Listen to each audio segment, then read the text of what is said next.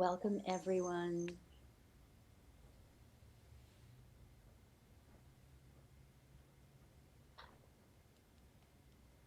Let us take a moment to remember here in the East Bay, in the sanctuary of our homes, that we are on the land of the Ohlone and the Chochenyo people who lived here 4,000 years BC. Let us take a moment of honoring the land and the ancestors who dwelled here long before us.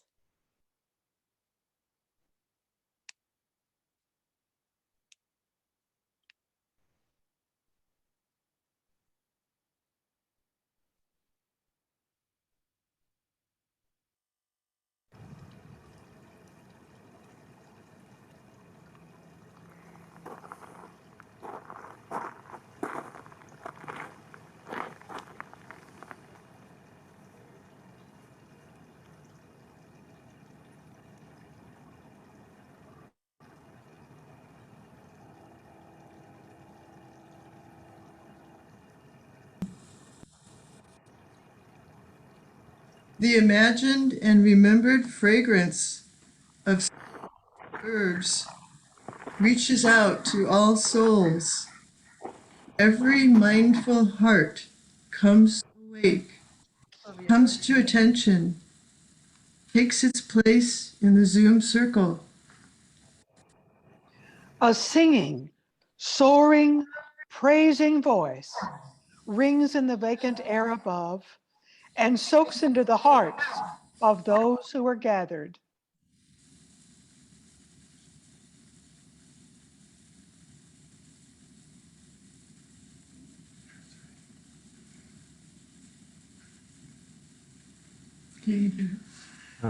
Sorry.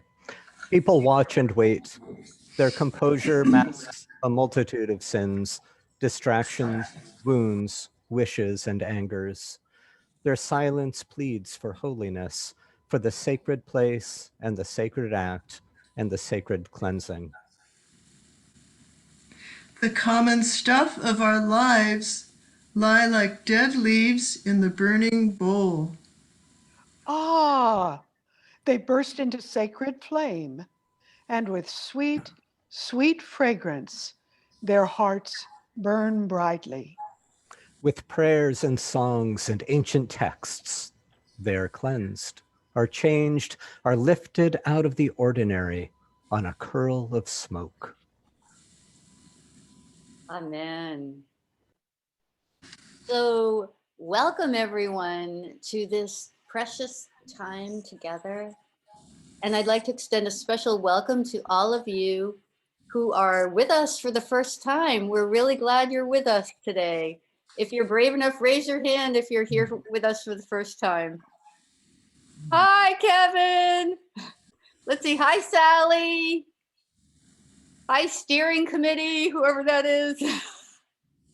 I saw Carol Manahan too. Welcome everyone. We're so glad you're here with us. Val, I saw Val Stinson too. Thank you, everyone.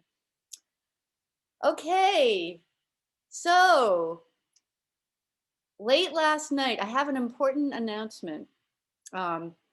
Late last night, I received a sincere apology from the family of our special guest, Corrina Gould, the tribal spokesperson for the Confederated Villages of Lisjan, Ohlone, and the co-founder, co-director of Sogorea Te Land Trust.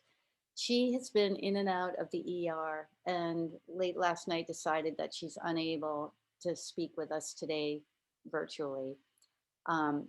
Her family has recommended a great film that we're going to share with you today. And it's a story about the Ohlone people here in the Bay Area and about the movement, which we'll show later in the service. And they're hoping to reschedule with us soon. So the other piece of today's service is going to be a little bit different for those of you who are with us all the time. We've created a different format today to make the most of digging into these issues and having some conversation together. So I want to extend my special thanks to our worship team and our green team for working together to co-create today's service, and for all of you for your flexibility and patience and teamwork. And so let us now take a moment to greet one another with a sign of reverence for the spirit of the sacred within each one of us. So take a look around at all the beautiful people. You can wave your hands, you can smile, welcome everyone. So good to see all of you. Okay. And so I'd like to begin by framing today's service with a question and then with a prayer of confession. We've just completed the year 2020, a year of seeing more clearly in hindsight the deep and deadly divisions within this country. And if you're like me, so many of us are asking the question, how do we begin to unite this deeply divided country? This country that is so torn apart by systemic structural racism, by domestic terrorism, by this abysmal pandemic response, by environmental devastation. This country that is so polarized by widely divergent political and religious views and disagreements even about basic facts. How do we begin to unite? How do we begin to heal? I think we begin by listening. I think we begin by learning about the hidden histories of this country, by hearing the stories of those who have been silenced, marginalized, enslaved, and killed. I think we begin by admitting the painful, horrible truth that this country is still deeply divided about the whole painful, horrible truth about our history. This country was built by slave labor on indigenous land upon people decimated by genocide.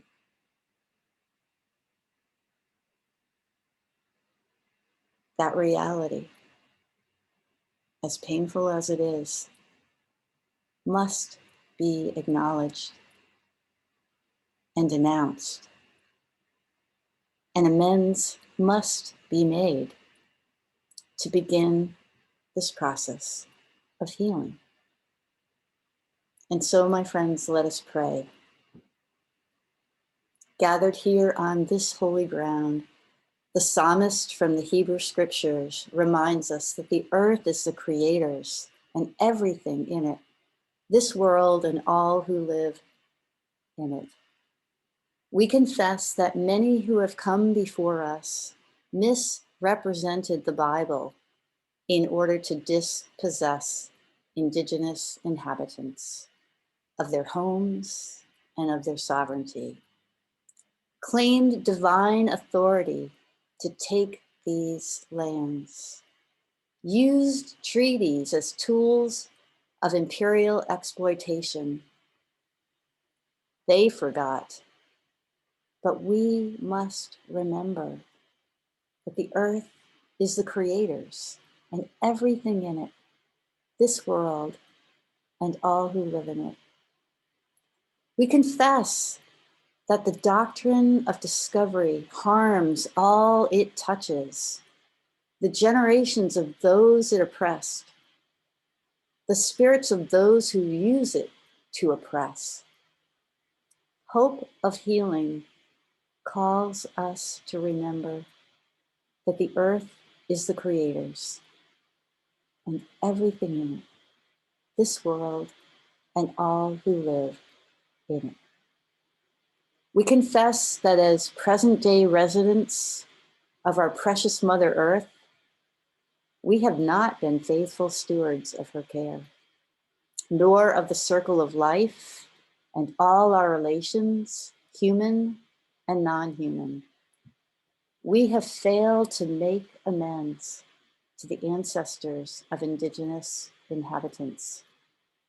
All creation calls us to remember the earth is the creator's and everything in it, this world and all who live in it. Let's take a moment of silence.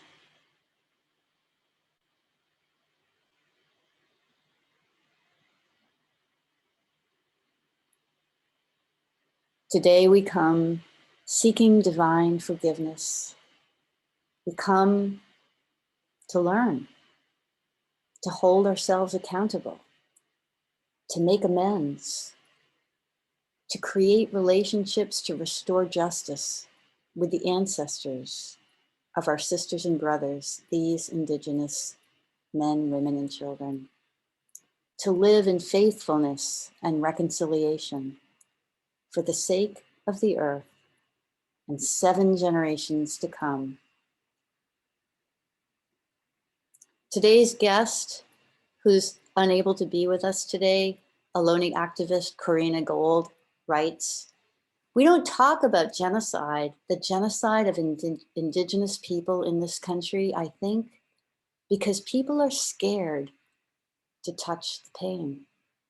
And I think what today is asking us to do is precisely that, to touch that pain and open it wide in order to heal. And so together, let us touch the pain and begin the process of healing so that the truth may truly set all of us free, and so that justice may roll like a mighty stream through and among and for each and every one of us."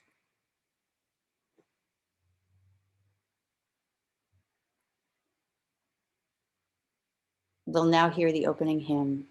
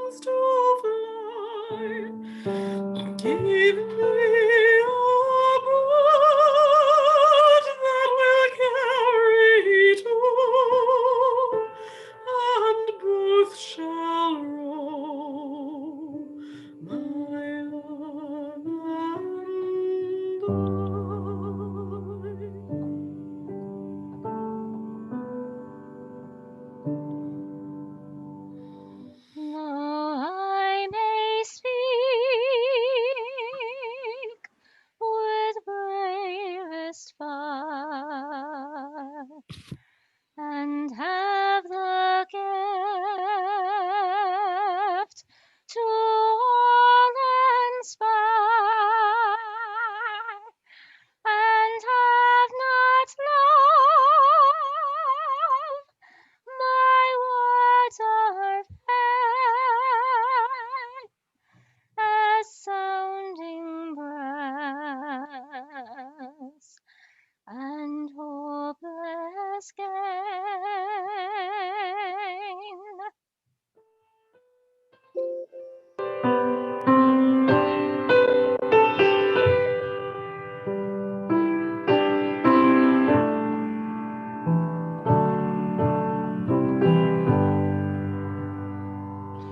Though I may give all I possess and and striving so my love profess, but not be given by love within. The prophet soon turns strangely thin.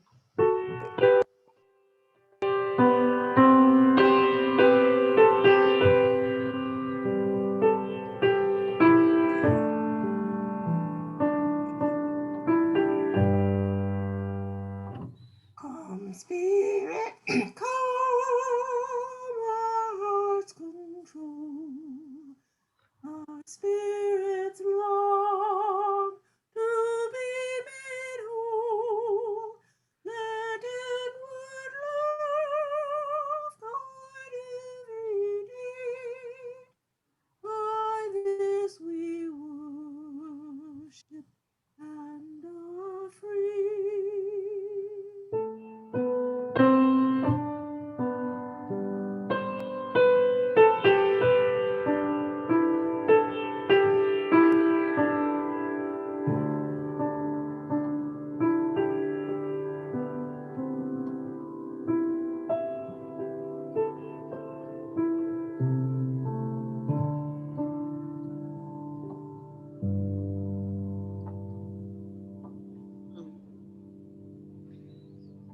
Amen. So we now come to the time in our service where we lift up prayers for the world, for our loved ones. And so we begin with prayers for this world. And we remember all those we love, all those we don't know who have died, the disproportionate numbers of Black and Hispanic and Indigenous people who are dying of COVID, who are dying of poverty, of gun violence, and of racism in this country and in this world. And within this community, we lift up prayers of love for all those who have died. Ken and Jane Miedema's granddaughter, Charlotte's boyfriend, Paula Byron's younger brother, Jep, Yvonne Quijano's cousin, Pedro, and his wife, Thelma, Nancy Taylor and Mike Wergler's daughter-in-law, Andrea, Tony Pegram's sister, Juanita. We lift up prayers for healing for Tony Pegram's younger brother, Reggie, for B. Frank's son, for Claude, Al, and David.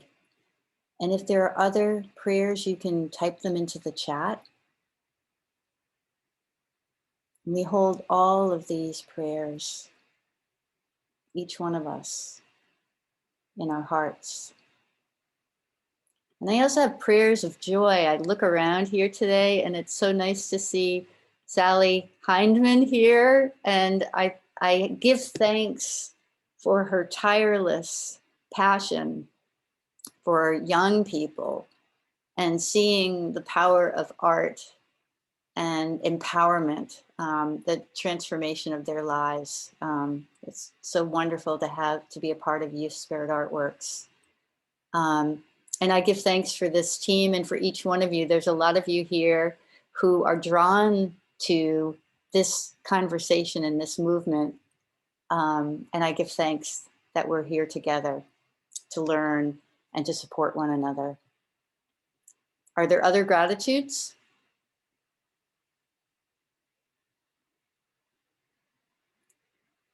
So let us pray. God of justice, lover of each and every person in all of life, guide us as we seek your vision to bind up the wounds, to care for the sick, the grieving, the poor, the widows and the orphans, to end this pandemic, to end the pandemic of gun violence and racism, and to work together to achieve a just and lasting peace for all people.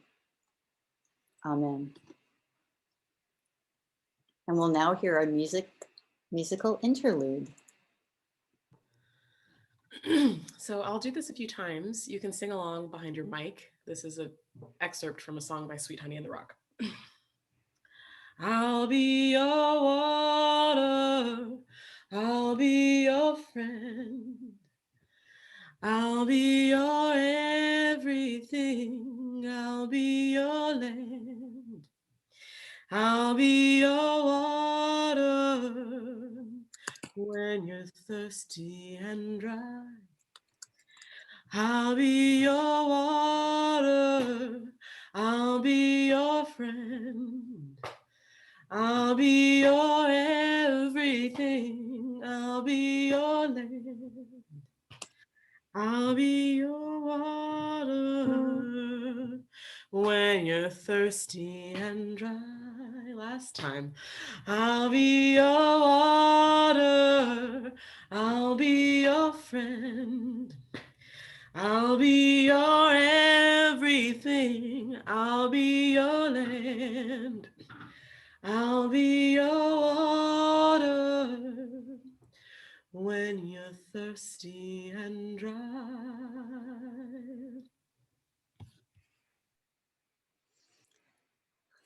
Thank you. So our short reading for today comes from the Hebrew scriptures, and it's a psalm which was intended to be sung, and I've adapted it slightly to lift up the divine feminine. The earth is the Creator's, and everything in it, and all who live within it. For she founded it on the seas and established it on the waters. Who may ascend to the mountain of the Creator? Who may stand in her holy place? The one who has clean hands and a pure heart, who does not trust in an idol or swear by a false god.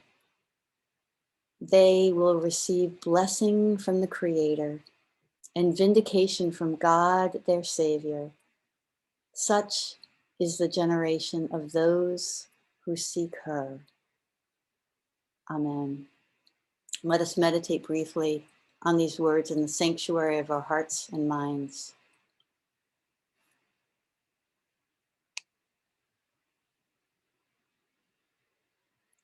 So for more than 45 years, UCCers have pushed for justice for Indigenous people, passing a number of resolutions and actions of immediate witness. In 2013, the General Assembly passed, at the request of immigration justice partners, a resolution condemning the doctrine of discovery and calling on UCCers to study the doctrine and its impact on current day policies, programs, and beliefs. And then last year in 2020, our Northern California Nevada conference expanded this to include a resolution to build partnerships for education, climate justice, and advocacy for the rights of Indigenous people. And so I'd like to share with you now an excellent brief video about the true colonization and occupation of this country, this land. And it's in the form of a conversation between a wise grandfather and his grandson about Christian theology that was used to justify manifest destiny and the doctrine of discovery. And as you watch it, ask yourself, what did I learn about the hidden histories of the United States? What did I learn about the hidden religious justifications for expansion? And what should be done nationally? Okay, Tom.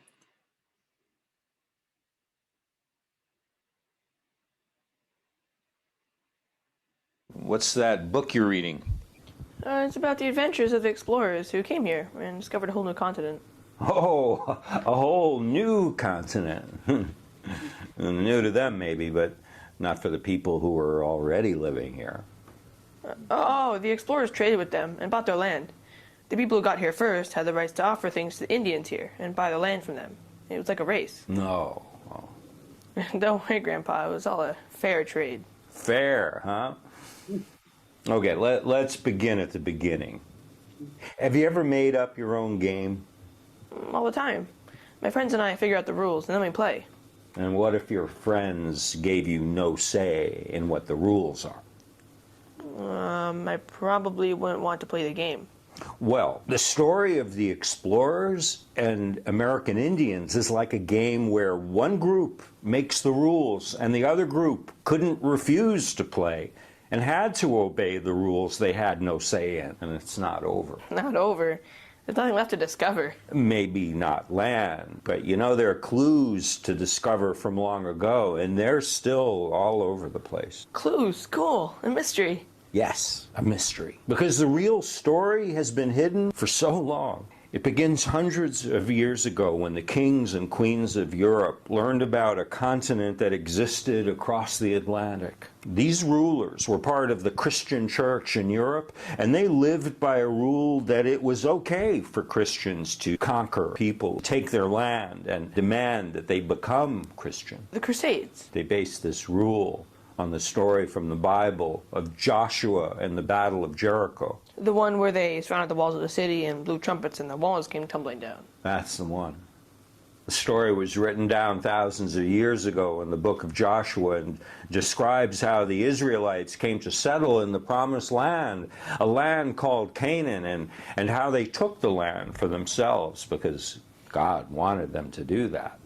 In the story, God says, "Every place that the sole of your foot will tread upon, I have given to you." Grandpa, that happened in Israel, not in America. Well, the Europeans believed that God had given them what they called the New World, even though it wasn't all that new to the people who live there already, and that they should take control of it and have power over all its people and all its resources. Right. Hold on, I'm going to prove it. In 1493, Columbus discovered America. In 1493, he returned to Europe and told people what he had found. Pope Alexander VI declared that Catholic kings had natural law and right to claim any lands not already claimed by another Christian monarch. He made a set of rules, what came to be called the doctrine of discovery, that said it was God's plan for Christians to claim ownership of Native American lands because Indians were not Christian. Of course, no one asked the Indians about these new rules of international law. There are lots of paintings of explorers setting foot on American soil, planting flags and crosses to claim it for the king. It's so unfair, but that's Spain and Portugal. We would never do something like that. I mean, Pilgrims in Massachusetts and the colonists in Virginia. Really? The interesting thing about making up your own rules is you can make them in a way that guarantees you get to win. The English and the French did not like that Spain and Portugal were claiming all the new world from explorers setting foot on soil and planting flags and crosses. So they made up another rule that said, since part of the Bible story was that you had to occupy the land and cultivate it to claim it, planting flags just wasn't enough. The King of England, who didn't want to spend money to pay for colonies to occupy land and make it his, granted charters to groups of people to come and settle in what is now North America. And they came with the same Joshua story, believing that God's law and international law entitled them to take this promised land, to farm it, occupy it, and make money from it. What? I'm going to prove it, my boy. What's the name of the promised land in the story of Joshua? Canaan. Canaan. Like Canaan, Vermont, and Canaan, New York, and Canaan, New Hampshire, and Canaan, Maine, and Canaan, Connecticut, or New Canaan, Connecticut. You know, there are so many streets called Canaan littered all over the northeastern part of what is now the United States. And those street names are an important clue to the doctrine of discovery. The early settlers thought they were entering a new promised land, a land that was given to them by God, and they claimed it under international law. Wait. The Indians were already there. They had already growing food and living on the land. So the land was Indian land. What about that? The Indians played the role of the Canaanites in the Bible story. They weren't Christian, and according to the Pope's rule, they were to submit to being conquered or to perish. the first governor of Massachusetts. He saw the Indians were dying from the diseases brought by the Europeans. But for the natives in these parts, God hath so pursued them, as for 300 miles space, the greatest part of them are swept away by smallpox, which still continues among them. So as God hath thereby cleared our title to this place, those who remain in these parts, being in all not 50, have put themselves under our protection. How can you remember that? I can because it's important. Okay, but that's a really long time ago. I mean, 1634. It's all history. Awful history, gone and over. Still with us today because people don't remember what really happened, and so they keep making the same mistakes. In 1630, Winthrop called this new land a city on a hill, believing that in this land Christians would build new model communities. That idea, the city on the hill, is still the way people describe the United States. A land chosen by God to give to European Christians. In 1961, John Kennedy spoke of the city on the hill. You mean the video of President Reagan talking about the shining city on the hill? Yeah, him too. Now you're unraveling clues. Okay, there's the Joshua story and the city on the hill. But really, where do the Indians fit into all of this? It's more complicated than you can ever imagine. Complicated? You see, another important rule in the doctrine of discovery declared that any land that was not farmed or inhabited by native people was basically empty and could be claimed by a European monarch. What about the hunting grounds? Declared empty because they weren't farmed or fenced. But the rules made it even more complicated than that. The doctrine of discovery said that even when native people are living in an area, a European king could claim discovery rights. That meant that the land was theirs as soon as the Indian right to the land was what they called reversed or extinguished. How can the right to a land be possibly extinguished? Well, first off, it can be extinguished by selling the land to European settlers. But the Indians could only sell or trade with the king who had discovery rights. They couldn't sell to private people or to another government, so they couldn't get the best price. They had to sell land cheaply if they wanted to get anything for it. So why would they sell? Follow the clues. When they didn't sell, the land would be taken? Pretty much. Another way to extinguish an Indian claim to land was to take it as a result of battle, and there were often battles when settlers moved on to Indian land. Okay, this makes European kings look pretty bad and pretty unfair. But Americans weren't like that. We didn't want to live by unfair laws. That's why we had a revolution and won our freedom from England.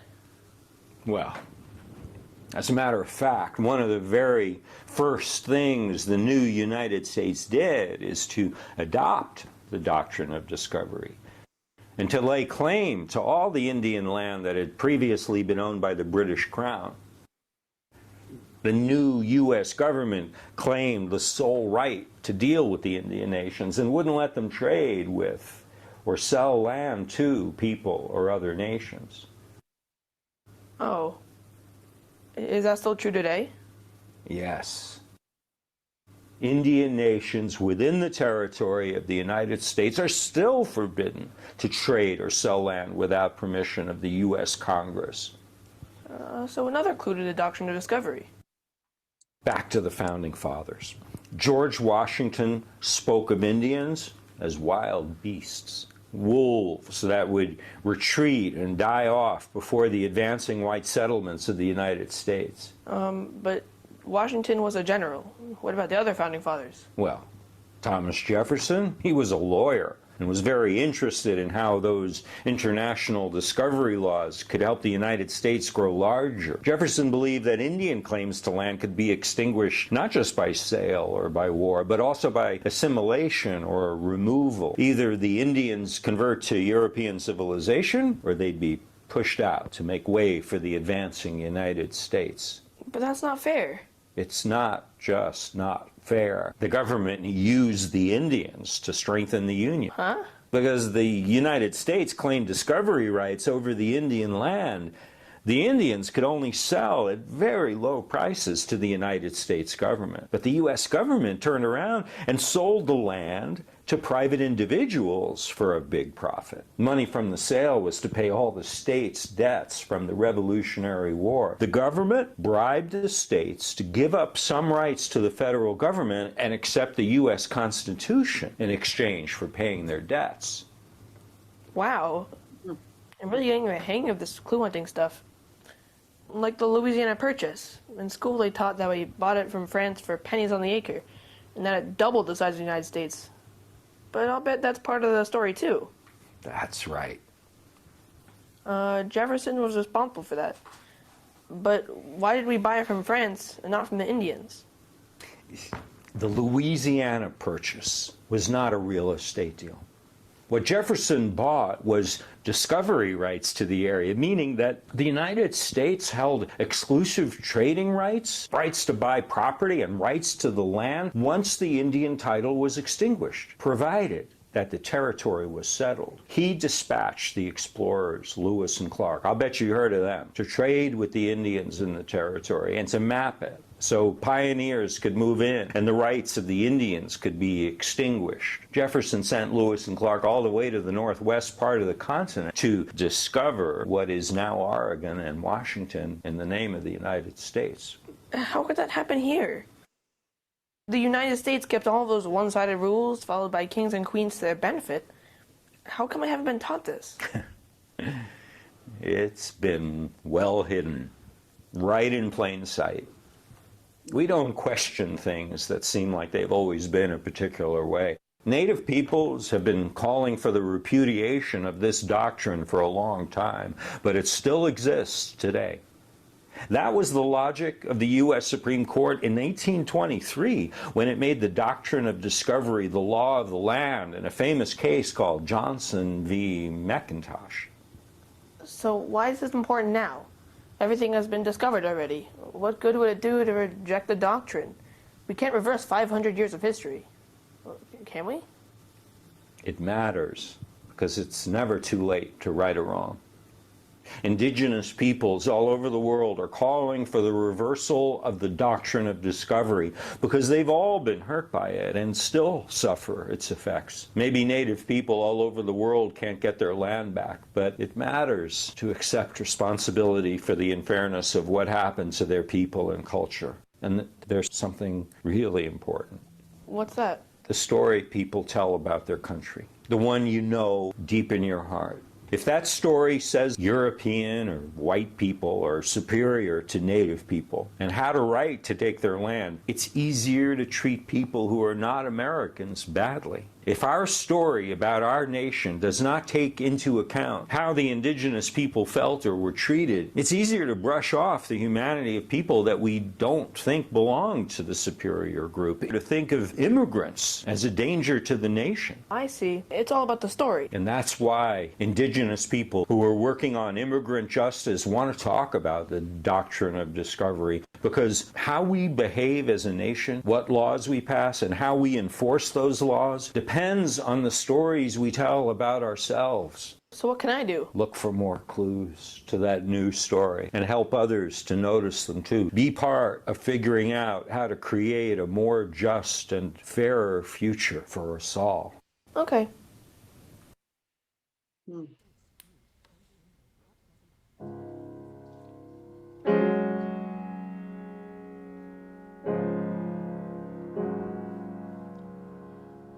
When I was a boy,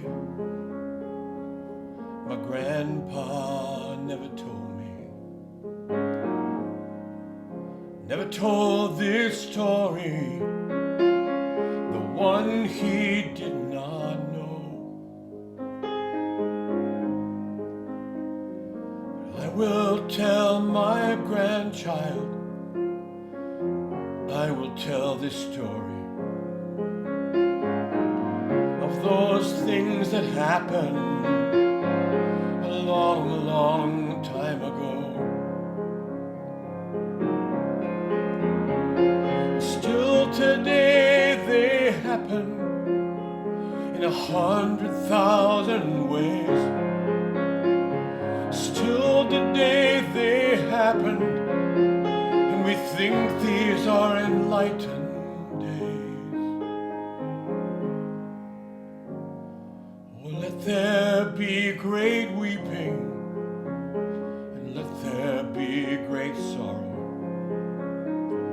Let there be repenting all the day and night. Come now to me, my grandkids, and let me tell a story. And after the story's been told to you, it's our call to make it right.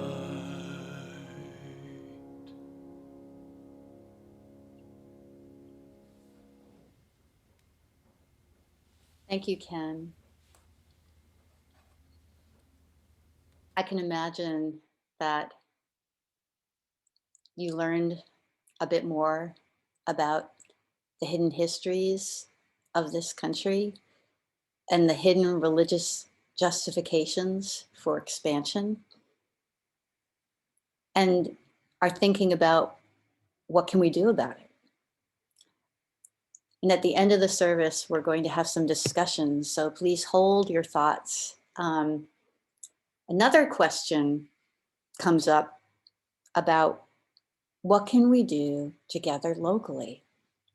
And so the next best thing to having Corrina Gould actually with us is to share a film with you featuring Corrina Gould, and it's entitled Beyond Recognition. That this land that we're occupying now is beyond recognition of the ancestors who walked and lived, the Ohlone people on this land. Corrina Gould is the chair and spokesperson for the Confederated Villages of Lisjan and the co-director for Sogorea Te Land Trust, a woman-led organization within the urban setting of her ancestral territory here in the Bay Area that works to return indigenous land to indigenous people. And so I invite you, as you watch this film, to examine your own relationship to place and to the hidden histories that have been buried by the shifting landscapes right here, and to the intersection of human rights and women's rights and environmental protection. This California story that has national and worldwide significance. And so we'll now see this film, Beyond Recognition. Public media. On the next Natural Heroes. When I look at the Bay Area, it's always home. And when I say home, that means I was originally planted there. My ancestors have been there since the beginning of time. This other piece of me has to deal with seeing bulldozers pulling up street and not knowing if my ancestors are going to be there as well. And knowing that all the 425 plus burial sites of my ancestors have been destroyed. Support for Natural Heroes is provided by General Hydroponics, creating solutions for gardeners for over 30 years. General Hydroponics is an industry leader, bringing nature and technology together for bountiful plants. On the web at genhydro.com.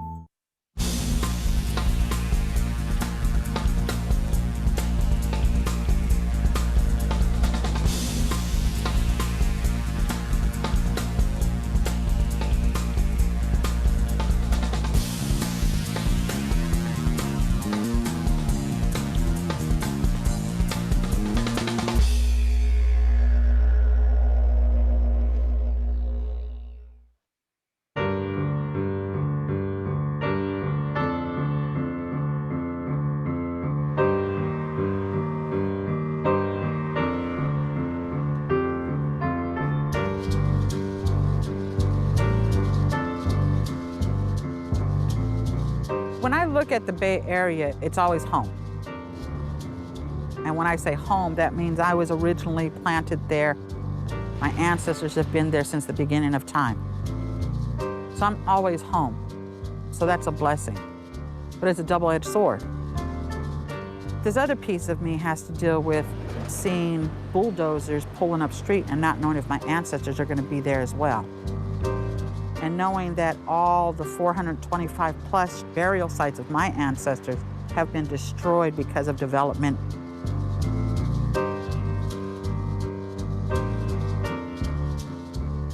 When you look at this shell mound, which is the oldest one, it's covered completely by asphalt.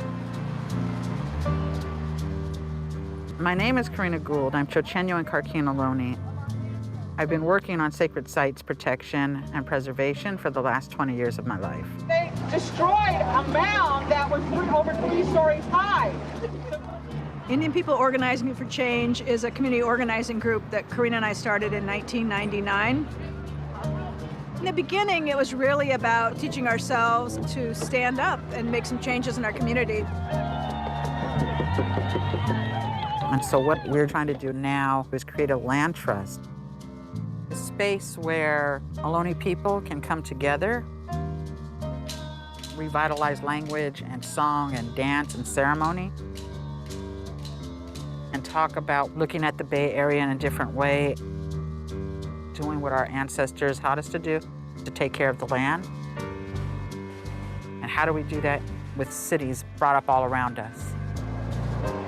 It's about the survival of our culture and who we are. In every other way, we have been erased. This generation has to make that leap in order for us to survive.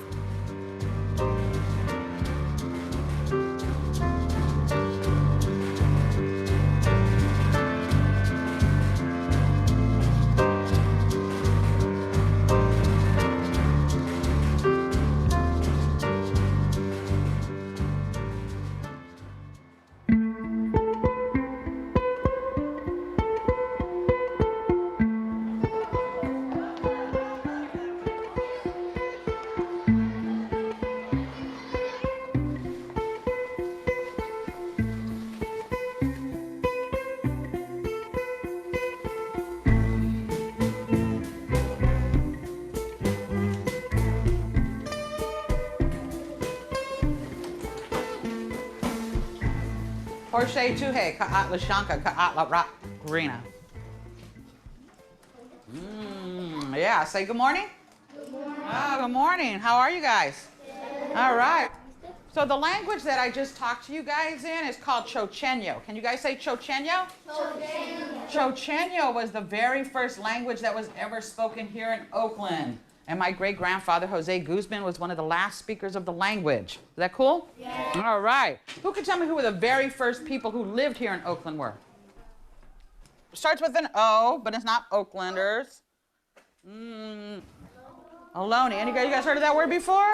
Oh, okay. All right, all right. What kind of animal lives in the shell? It starts with an A, and it rhymes with Ohlone. Baloney. Close? Baloney. Abalone. We lived all over the Bay Area at one time. And can you imagine Oakland had no streets? It had no buildings? What? Oh my gosh, at one time there was a place, Oakland, it wasn't even called Oakland, right? It was called Huchiun. This is Mission San Jose, and that's in Fremont. Once my ancestors went to these missions, they couldn't speak their own languages, and they couldn't eat their own foods. It was really scary for Ohlone people a long time ago.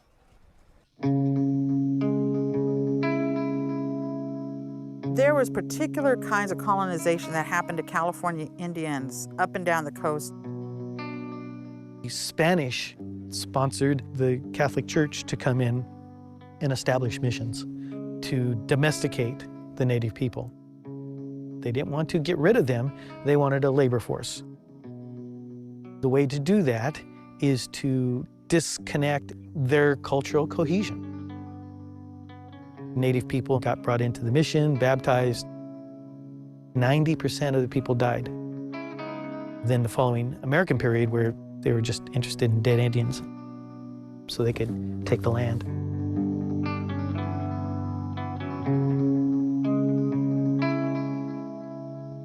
And the state of California made these crazy laws which made it illegal to be Indian in California. So remember I said that our ancestors were super smart no matter where we came from? Yes. Okay, so my ancestors, the way they were super smart is that they pretended that they were Mexican and they lived on a ranch in Pleasanton until it was safe for us to come out again and talk about being Indian.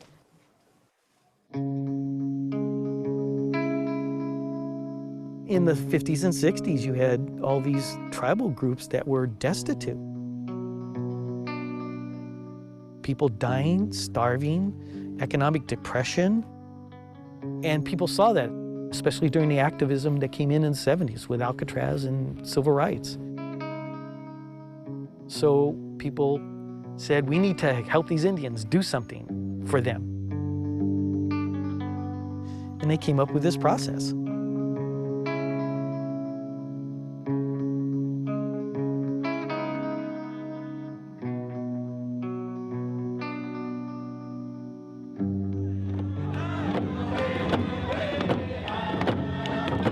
Of the thousands of cultures that lived and continue to live here in the United States, only a fraction of those are tribes that have federal recognition status, meaning that they have a sovereign relationship with the United States. Everyone else, we don't have the same rights to protect our ancestors, the same rights to education, and the same rights to health care. Federal recognition is more than just a name. It's a whole complex system of how we navigate in the world as Native people.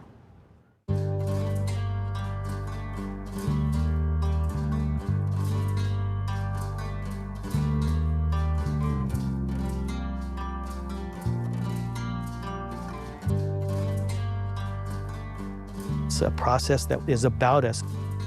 It's not by us, for us, or with us.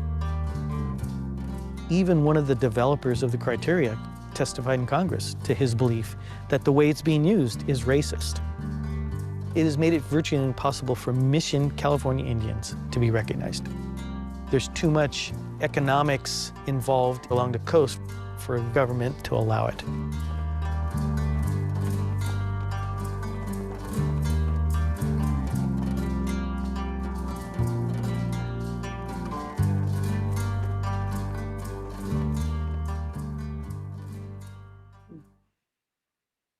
I always knew who I was because my mother always told us who we were. So growing up, I've already known that I was Ohlone. I was an Indian woman on my own land, no matter what the federal government said. I really acknowledge people that are doing the recognition process and the hard work that that must entail, that is not my dream. My life's work is to do the work of the ancestors, is to recreate a place for them to come back to ensure that the culture and the practices continue on for the next 7 generations. Having people realize that Ohlone people still exist has created a different way of looking at recognition.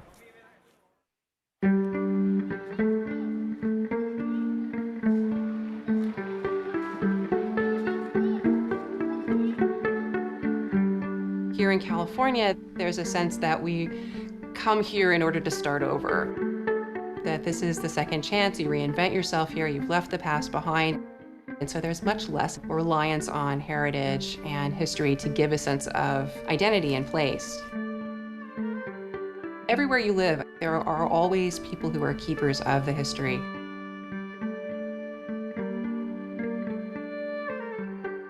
And once you know it, your own experience in that place is so much richer.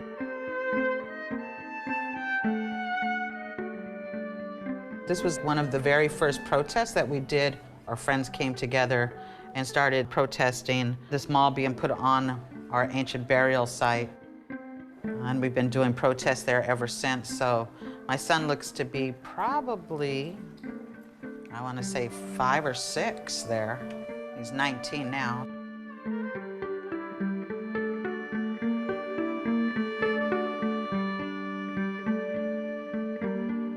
People just really have come to the Bay Area not knowing what existed here prior to them being here. I think that's a real personal statement. Somebody named Sebastian, somebody's sorry.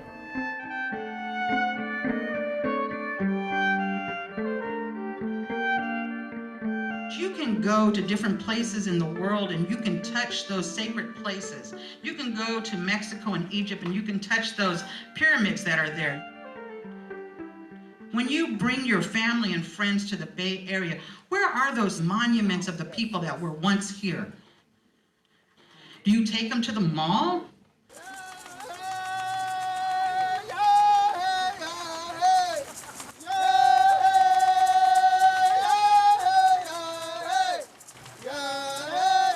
I want to thank you, each and every one of you, for coming out and supporting this 14th year of the Shell Mound protest. We stand here, it's a sacred site. This isn't a mall.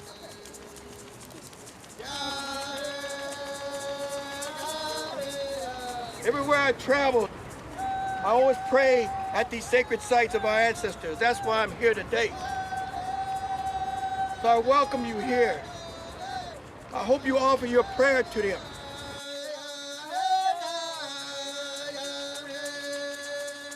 They intentionally keep us invisible because they don't want any attention raised about what they're doing to these burial grounds throughout California. I wonder how people would like it if you went into their cemetery and built a bunch of condominiums with the bodies still in place. This is like actually on top of people? Yes. So you're saying right now these people that are shopping on top of people who were dead. They dug up and just took them over to Berkeley Museum. They're still here. Some of them are still here. Well, you know what? I'm taking this stuff back right now because that's wrong with them to do. When you tell the story of land, even though people may not be on their traditional homelands, they may not even be from this country, but the thing is that they understand. When you start talking about land, you start talking about water, you start talking about being a part of something, people can resonate with that, and that has a real deep, deep meaning. One of the things that you can see in any given neighborhood is 3 or 4 churches or synagogues or mosques. Where do you see those same kind of sacred places for the Ohlone people? Native people have the same right to practice their religion in the way that they want to. And that for us has always been outside in nature.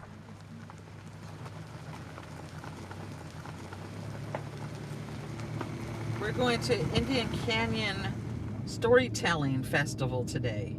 And I'm going to go tell some stories, although I have no idea what I'm going to talk about.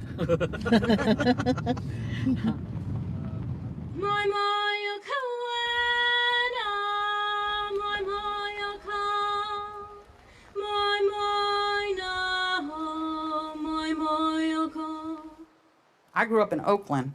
The world grew up around us. That has always been my village site, the village site of Huchiun, where I come from. My good friend, Janella LaRose, we created an organization called Indian People Organizing for Change and began to do sacred sites work in the Bay Area. We would get phone calls that they're pulling up my ancestors, and how do we stop that? We walked to those shell mounds for 4 years, trying to stop the bodies from coming back out of the ground.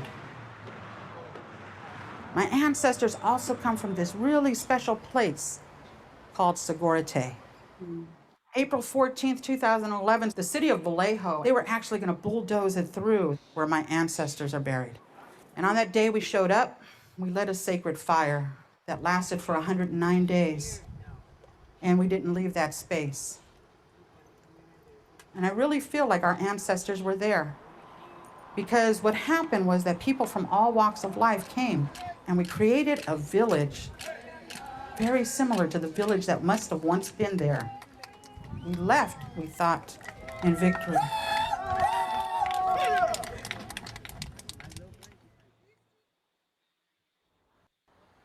We went back in October, and we seen the devastation of the land that had happened.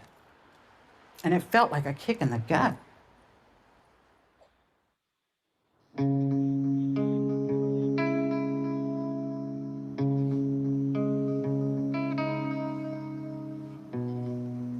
It's always hard coming back here because when we left here, the place looked a lot different than this. We just asked for really small things. The streets are lined with parking. There's no reason to put a parking lot on this land. What ended up happening was a few months after we left, they had desecrated the area that we asked them not to.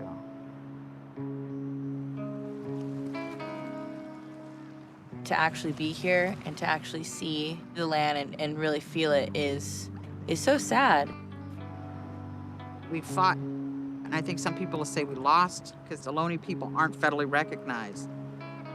I think that we won, just not in the material world. This land brought us all together for a reason, to get a better idea of who we were as human beings. Sogorea Te was that important, pivotal point in us realizing that there was a different way of doing this organizing. And I think that that's what a land trust does, that it gives us the opportunity to be recognized in a different kind of way.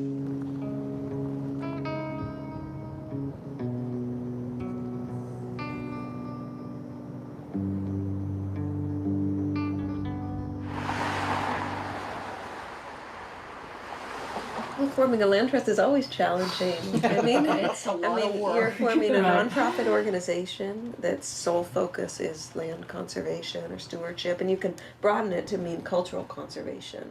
I really just see like little plots of land everywhere all over the Bay Area that is sacred space, just like Sogorea Te.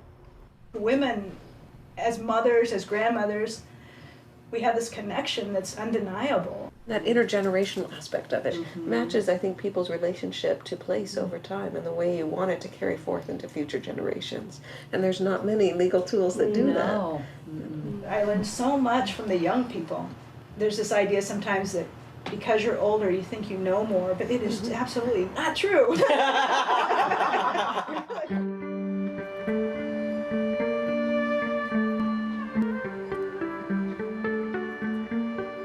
A land trust is a nonprofit organization focused on conservation.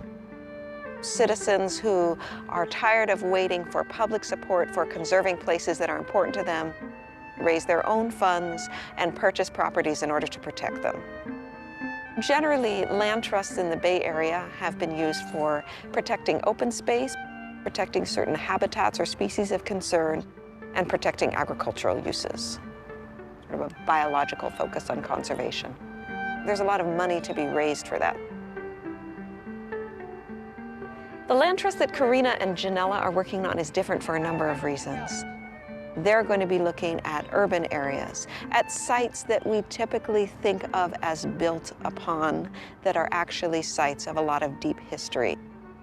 This is a more cultural focus on conservation. The challenges in developing this urban, native, women-led land trust are similar to the challenges faced in general by non-federally recognized tribes in urban areas. The reason tribes are not recognized there, or one of the big reasons, is because of the extreme development of that land and the extreme value of that land. You're having to buy back your own land.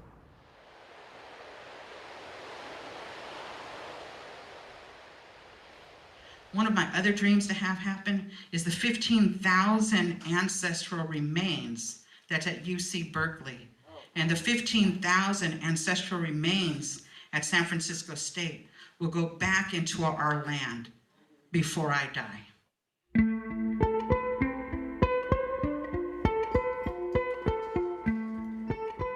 I'm the executive director for CILS. Why don't you come on in? Oh, thank you so much for meeting with me. Sure. We've been doing all of this work in education in the Bay Area about the remains of our ancestors being held in all of these places and the desecration of our sacred sites and all of these kinds of things. But then when you really get down to it, there's nowhere to put them.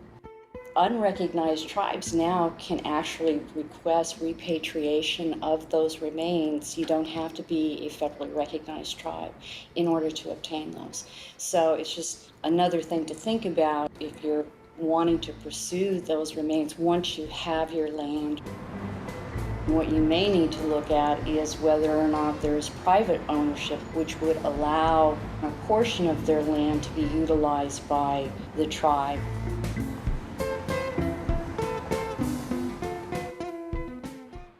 So when we begin to re-envision as a community, what does it look like to have land? It's not just my vision, but one of the things that we can do is to begin at home.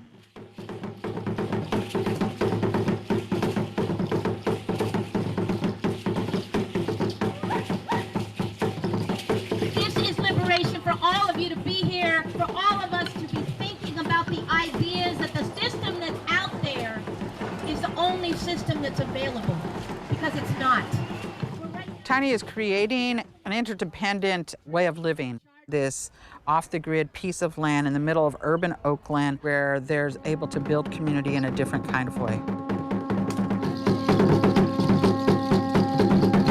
Hopefulness is a poor people-led, indigenous people-led movement.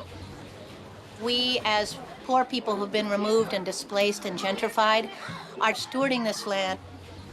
When we started this project, the first thing we did is to ask our Ohlone brothers and sisters whether we could build here. And there's a rooster who has an attitude. One of the great things is that they have looked outside of themselves and brought other people in to really talk about how they're going to structure community here.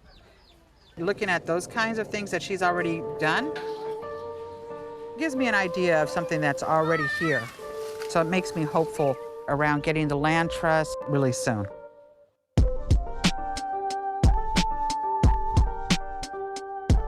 We're just going to sit down and just go around the circle. The land was taken, and that was such a deep soul wound. Just say, this is what we're about. When we talk about this land trust, it's healing for everybody. It's not just, oh, we're Native people, we're close to the land, we have this spiritual connection. Everybody has a spiritual connection, but it's been lost. You'll see these lots or old abandoned houses. You just can see the possibilities. We can recreate a shell mound so that our ancestors be reburied at. If a family wanted to have a ceremony for their child's naming, bring back our languages and our songs and our dances. People can grow their traditional foods, learn about water, learn about land. And hopefully other places in the United States can go back to doing something similar.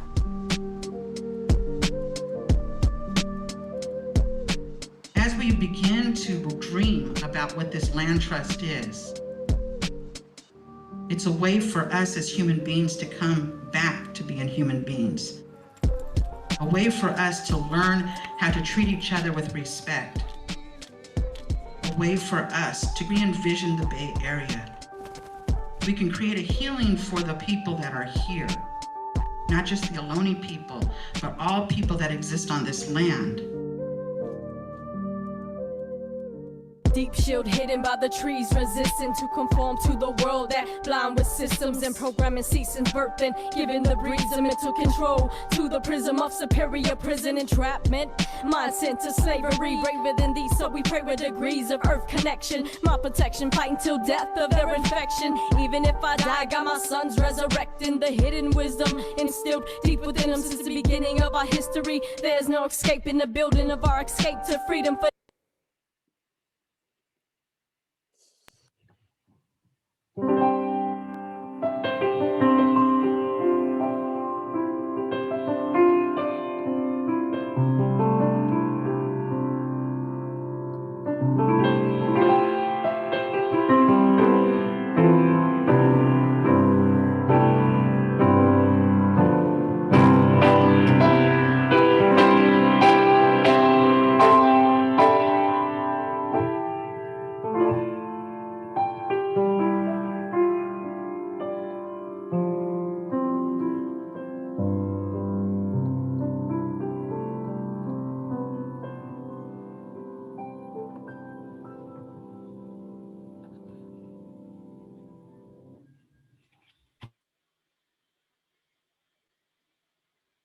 Thank you. I'm imagining that this film challenged you to examine your own relationship to this place and to the hidden histories that have been buried by the shifting dynamic landscapes here in the Bay Area and the intersection of women's rights, human rights, and environmental protection. And so we might ask, well, what can we do? And so there's many things we can do. There are many, many, many things, and today is part of it. And after the service today, we can have a time of sharing resources. In the bulletins. There are quite a few educational resources and videos some of you might be familiar with, and we can add to that list and share. And another thing we can do is pay something called Shumi land tax. So today, in addition to our regular offering, we're inviting you to consider a voluntary contribution to this trust. And the land tax, so Shumi means gift in the Ohlone language, Chochenyo.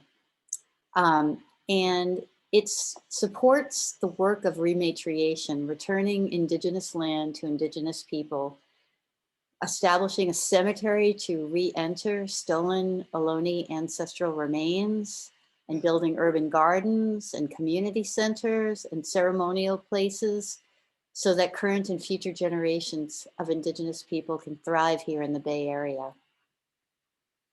And so we encourage you to please give generously.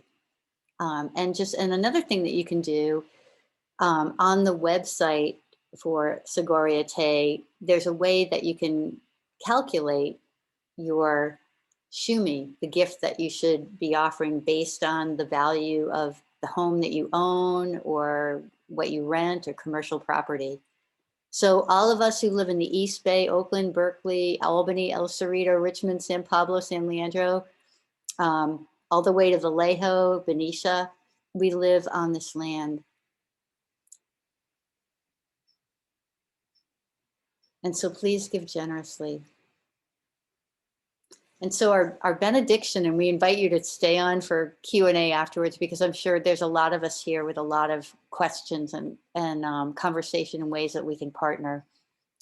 To remember the real great commission of Jesus, the pioneer of love, whose great commission was not about domination and subjugation and conquest and the taking of others' land. The great commission was love. Love God with all your heart, mind, soul, and strength. Love your neighbor and love yourself. And when some lawyer asked him, and who is my neighbor? Jesus told this beautiful story about a Samaritan who was perceived as the enemy and how he was the one who had the compassion to save the one that he might have perceived as enemy, outsider, other, who was lying there in the ditch in need of love. Let us go forth in that way and in that love. Amen.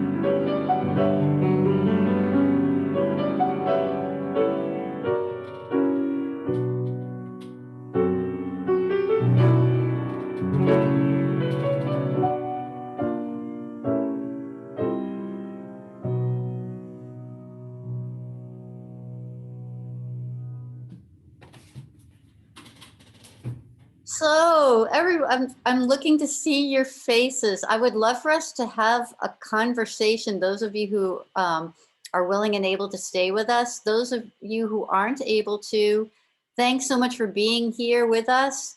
So Tom, first question, can you stay or should I resume host? I'm going to pass it back to you. Okay, all right, okay. So I want to just reclaim host. So I want to welcome those of you who are here with us today. Just let's do a quick hi. I'm Lori, I'm the pastor at Skyline, and this is literally the land of the Ohlone Chochenyo people in the back of the sanctuary in the East Bay Regional Parks beyond. Okay, quick intros, everybody. Who wants to stay? Not cheer or die. Who'd like to say hi? Tell us who you are, why you care about this topic. Oh, everybody's muted. That's me. I have to unmute. I have to ask to unmute people. Okay. All right. Go ahead. Anyone. Hi, I'm Tom Manley, and I love living on this land. And the more I know about its history, the closer to it I feel. And I think we should do more to support the Ohlone people who lived here first. Thank you. Thanks. Hi, I'm Catherine. Catherine.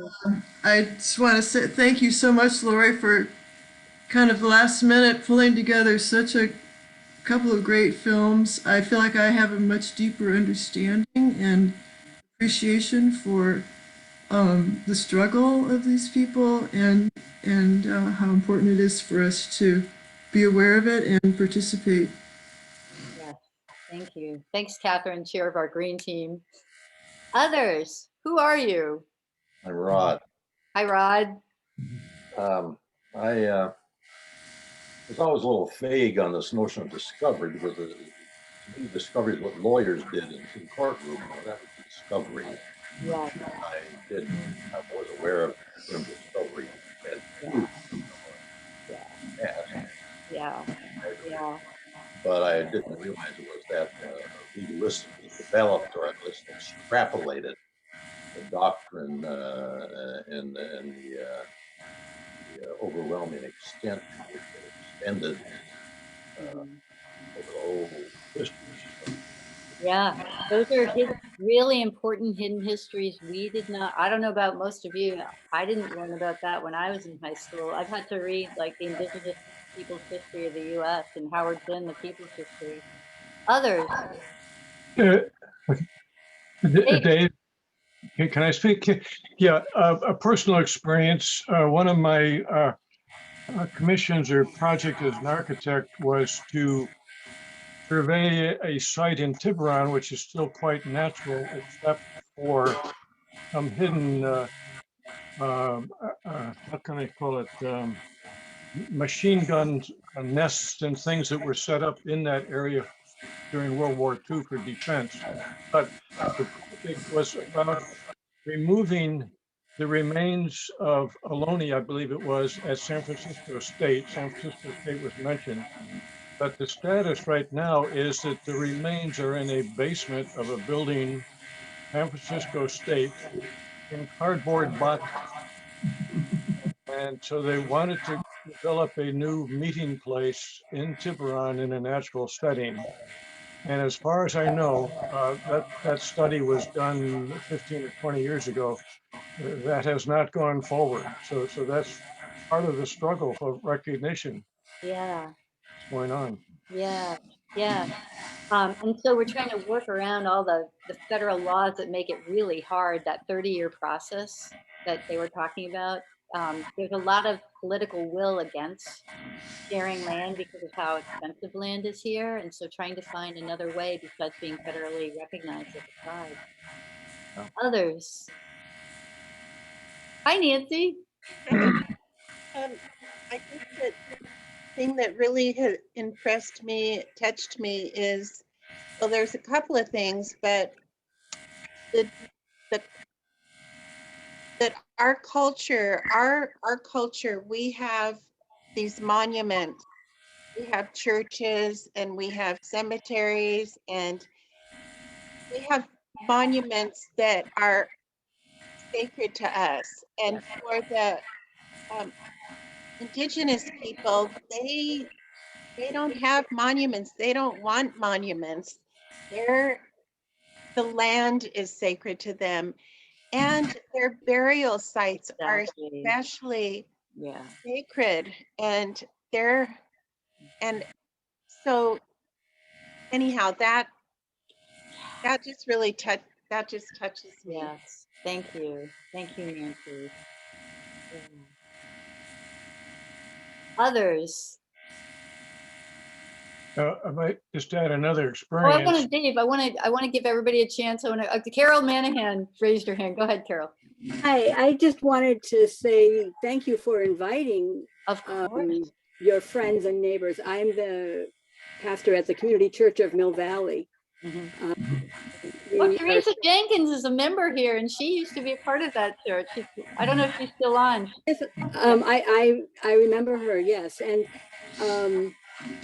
so we're of course starting to think about these questions more openly also. And I just really appreciate all the work that you've done and the willingness to share, you know, what you've found and what you've learned, you know, with other people.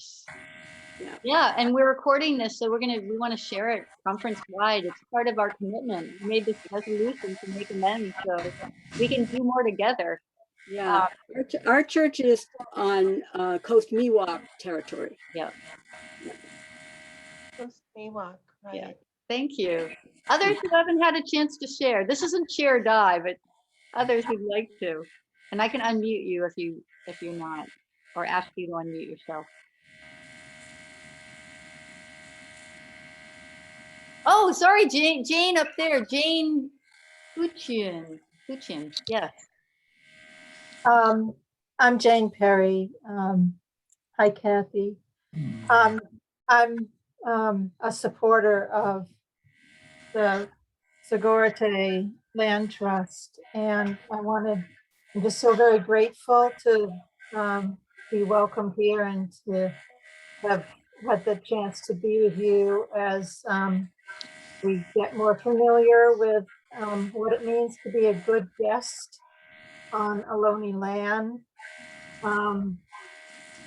I will put a couple of links in the chat where you can learn more about the local efforts, especially to save the West Berkeley Shell Mound, which is now a parking lot. The importance of it is that it hasn't been built upon, so it's protected by not having a building on it. But it's in danger right now because the owners, which is the Stenger family, and developers are unwilling sellers. And Corrina has asked people to go to the site to pray. And that's an ongoing request. I go there regularly to find my humility as someone of colonizer heritage. So I'm just really grateful, and I also am keeping Corrina in my heart for her help. Yes. Thank you very much for giving me the chance. Absolutely. Jane, thank you for all of that. So that shell mound is right in front of the Grotto restaurant in Berkeley. And also let's our prayers for Corrina that she has strength through this time of healing so she can continue to do her work, and know that we've got her back too and we're part of it. Catherine, one thing, I think we can hear your computer fan very loudly. So Is that whose fan it is? Yeah. Thank you. I knew somebody was buzzing. Okay. So I think your mic is still on, Catherine. If you can mute it. Oh. Yeah. Okay. Are there others who'd like to share that haven't? I want to give Mike. Are you waving? There I am. Okay, Mike, go ahead. Well, I just want to tell a little story. Of course, I was born in San Francisco, and we lived there for 7 or 8 years. And then we moved to the burbs, which was South San Francisco. And we lived in a little, I don't even want to say, maybe a suburb. It's a tract of houses. And of course, they gave names to all these tract of houses. And the name they gave to our tract was Burry Burry. And they later told us, well, that's because that's where the Burry Burry Indians used to live. Oh, okay. And then, and then we forgot about it and never thought about, investigating what that was all about. But supposedly that there was this group called the Burry Burry Indians who lived there, probably longer before San Francisco was even thought of. So, and then the second thing she mentioned in there, San Francisco State University, and of course that's where I went to school. So we never ever knew that there was anything about Indians on that land. Yeah. Yeah. Yeah, So, there's a lot of politics and history and who gets to tell the story, isn't there?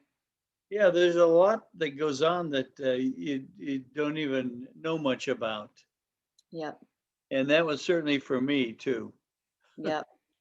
I'm remembering so many children, because it's like teaching some of these stories from the Hebrew scriptures and from the New Testament. And children will ask the most profound questions like, doesn't God also care about the Canaanites? Who says it's the land? Who says that those people can take that land? Or doesn't God also care about the Egyptians? And I think listening to children's profound questions to help us rethink to what extent do these stories just perpetuate some form of nationalism, or in our case, white Christian nationalism? Yeah. Rod. I would like to make another direct connection, well, kind of a indirect connection to this notion of discovery. It's a local, widely practiced practice and is written in the law. And I wrote an article about it several years ago in Planted by the Waters. It was a companion piece to Nancy's piece. This concept of highest and best use of land.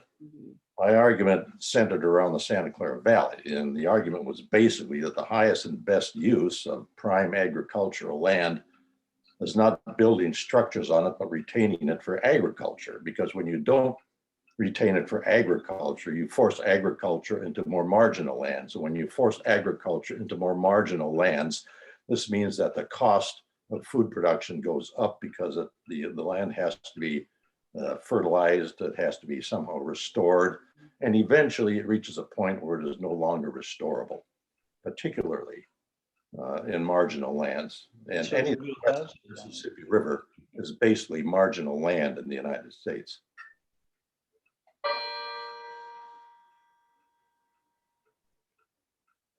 It's a good question. I want to lift up there are some people who haven't spoken that put some information into the chat. So there was Amanda Wong that asks everyone, what can be done to help other than protesting and donating? Those avenues of support feel almost too easy and not engaged enough. It's a really good question.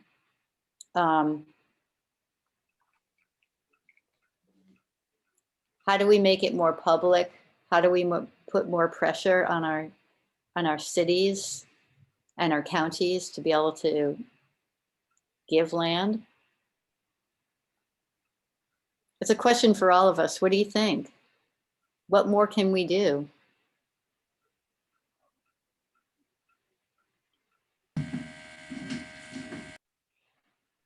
Nancy. I think learning, learning, the more we can learn and appreciate this culture. Yeah, so to that extent, Tom put the links to the bulletin in, if you save the chat, I have a long list of resources, videos from the UCC, from the UUA. You could add, I mean, if others have resources, and I saw that Jane shared some resources, so I'll share this chat. Can you all download the chat? Okay. Yeah, Catherine, what else? I'm wondering if the avenue of helping them gain federal recognition is the ultimate best thing, or one of the better things for them, to open up more opportunity, or if it's, I just don't know if it's more important to support their local protest and land, the land trust. Yeah, I was thinking both and, because in that video it talked about how these cases can take as long as 30 years, and that there are 81 tribes that aren't federally recognized just in California alone, and that has to do with the value of the land, and Yeah. have to get some powerful lawyers. But I think, oh, I'm just wondering if Corrina is going to return, possibly, to speak. We want her to. That was the intent. She said we can more prepared. Yeah, we can remember some of our questions we have right now. Yeah. And I think the resolution of our conference, I mean, this is part of our conference, the UCC Northern California and Nevada Conference is pushing us to have these conversations, to think about this and to make amends, so raising our collective awareness and thinking together. Sally, were you going to say something? Oh, you're muted. 1 second. Let me unmute you. No, I'm an excited and curious listener today. Okay. All right. Just grateful, very grateful. Oh, we are so grateful. I was thinking about when they were talking about building communities, and I thought about Youth Spirit Artworks, and literally there's the yurt in the center where there's a place for community, and community is so powerful, especially in urban settings. Yeah. It's a transformation. And then lifting up, again, it's like the innate, unique creativity of these young people. And there's kind of a parallel of what's happened with Black and Indigenous people in this country to just cut off the past, eliminate the language, eliminate the religion. It's like, and to reclaim identity is so life-giving, so important. Yeah, I just really appreciate your leadership and the reflection on this. It's just such important work. Yeah. I wanted to acknowledge Poor Magazine's role in in this, developing this parcel in Oakland, and in consultation with Corrina Gould and with respect. And and I thought of Gabrielle with her support of Poor Magazine. Yeah. Do you know, does anybody know where that parcel is that they were? Yeah, homefulness. I mean, I don't know. I think I would probably phrase a little differently that I support the support or something. I mean, it's not like yeah, tell I us shop your, every now and then. It's not really so. Say it your way. Yes, part of the extended satellites, but yeah. So homefulness is in East Oakland, on MacArthur. It's like MacArthur and like 82nd or something like that. So it's deep out east. It's deep out east. Yes, and does that make sense? I'm not always so great with the directions, but I think that's true. I think it is. Yeah, that's like right near Matilda Cleveland. Right, there is a piece of property at the corner of 82nd and MacArthur. Is that where they're doing that? Yeah. So I don't know. Oh, thanks, Abby. So yeah, Abby just put in the chat the info for homefulness. Yeah. So yeah, and if you're curious about that, I know some about it, so I know some about it. I know some of the people who are like really, really doing that work, just through my like involvement with little parts of their bigger project, which has all these different prongs and is about a radical rethinking of poverty and the politics of poverty, and also the politics of how and I think this also ties into this question earlier of what more can we do? It's a central question in allyship. I mean, I think that Catherine's note that you almost have to wait until Corrina's maybe here, or that, to even have such a conversation, because there's no way to guess or pull it out of the air. So I think with Poor Magazine, there's this real intentionality around what does it mean to do activism around the issue of poverty if you're somebody who comes from a middle class or upper class, kind of a wealthier background. Yeah. And really, because in churches, we tend to be very accustomed to charity models. So it's sort of a separate but related topic about that. Part of the work is totally reconsidering. I mean, the reason why I say is like to even really question the word support, is to radically reconsider what it means to be in allyship. Yeah. Which even in these conversations that like this right now, where in fact like there isn't, I mean, I don't know everybody who's here, but it's like I'm not of the Ohlone people. Most people aren't here either. So most people here aren't either. There's sort of limits on what we can so without coming from a place of deep something. I mean, I guess you could call it humility, but a deep awareness that maybe like we don't know, and that's I've appreciated today, because I feel like I learned a lot of things that I did not know previously. So yeah, for sure. Yeah. Thanks. Yeah. And as along that line about whether Corrina would come here, and I thought I saw Jane, her representative, sort of almost like shake her head, but then not want to shake her head, and it made me think that there's also the option to go. I think she speaks around it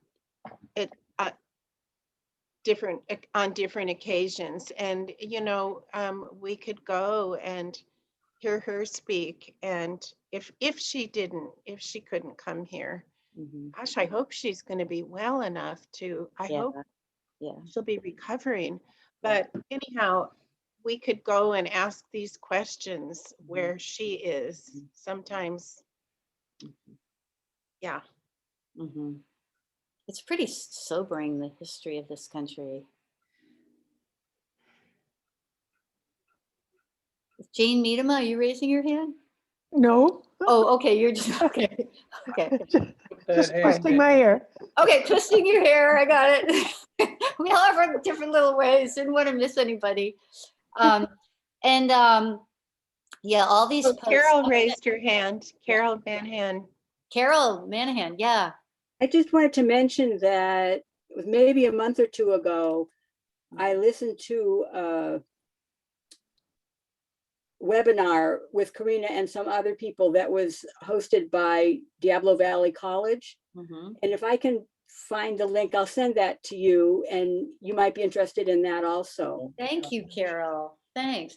I don't know if many of you know Carol's background. She, for the longest time, was like our conference's spearhead leader for climate justice. I mean, and continues. She's such an advocate for the earth. Like if you look at the background, look at the root system underneath these plants.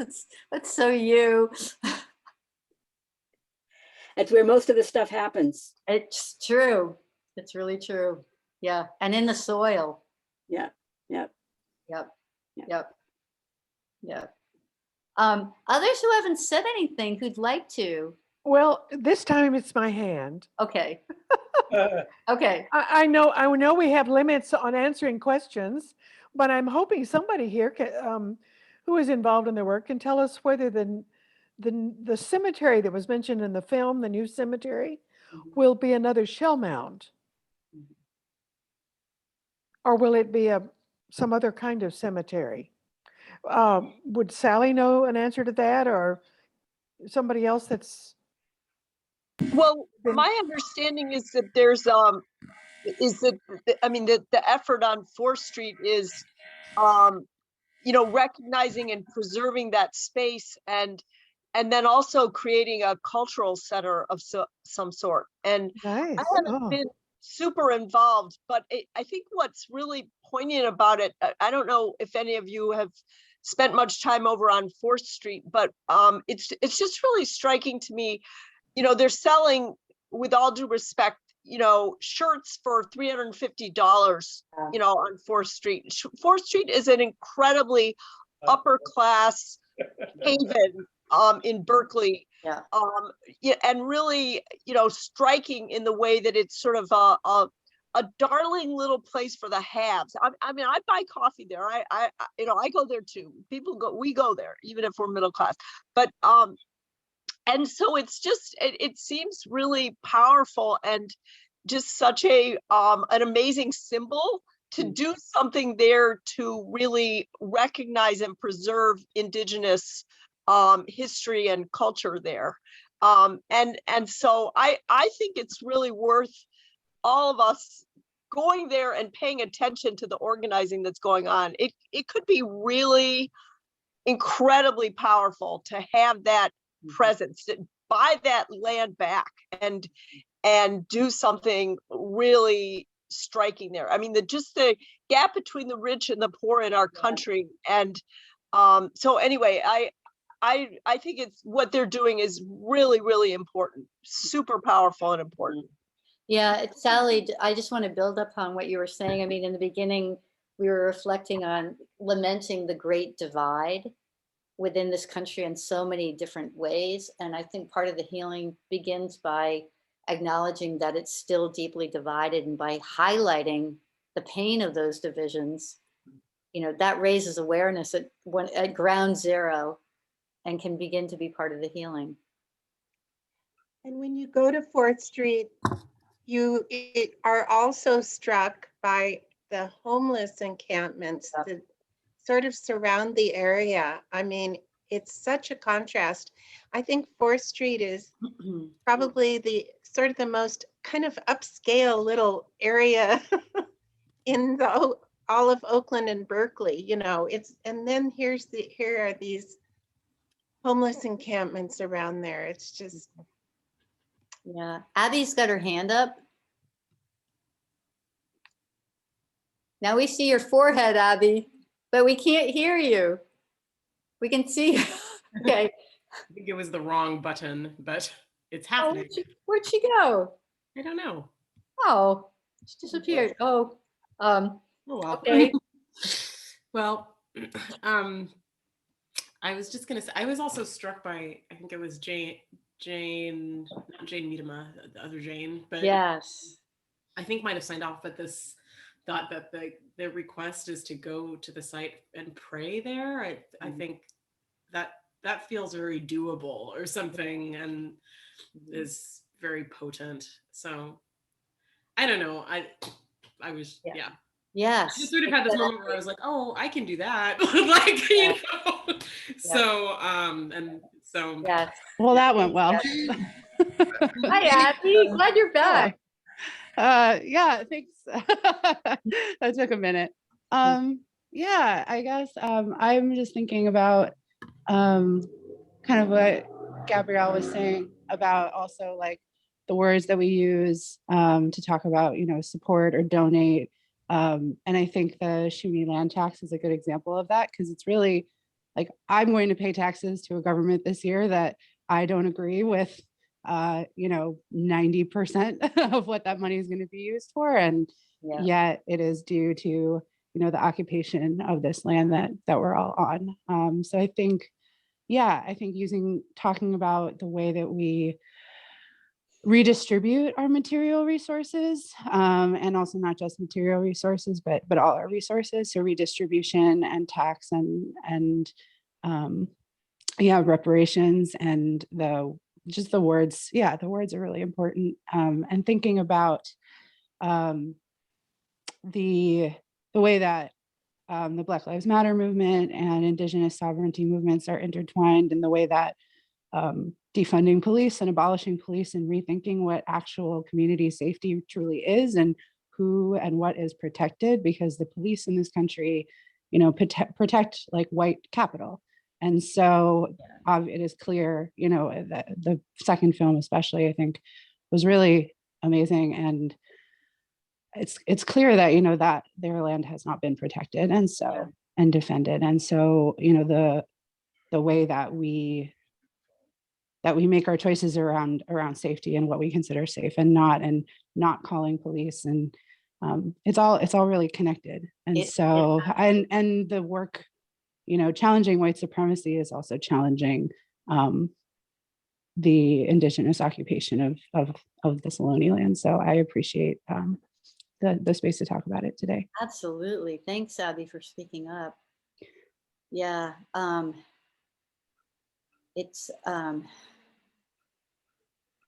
the power grab justified in the name of religion sometimes, and the name of the country, and the sublimation of people who are not white.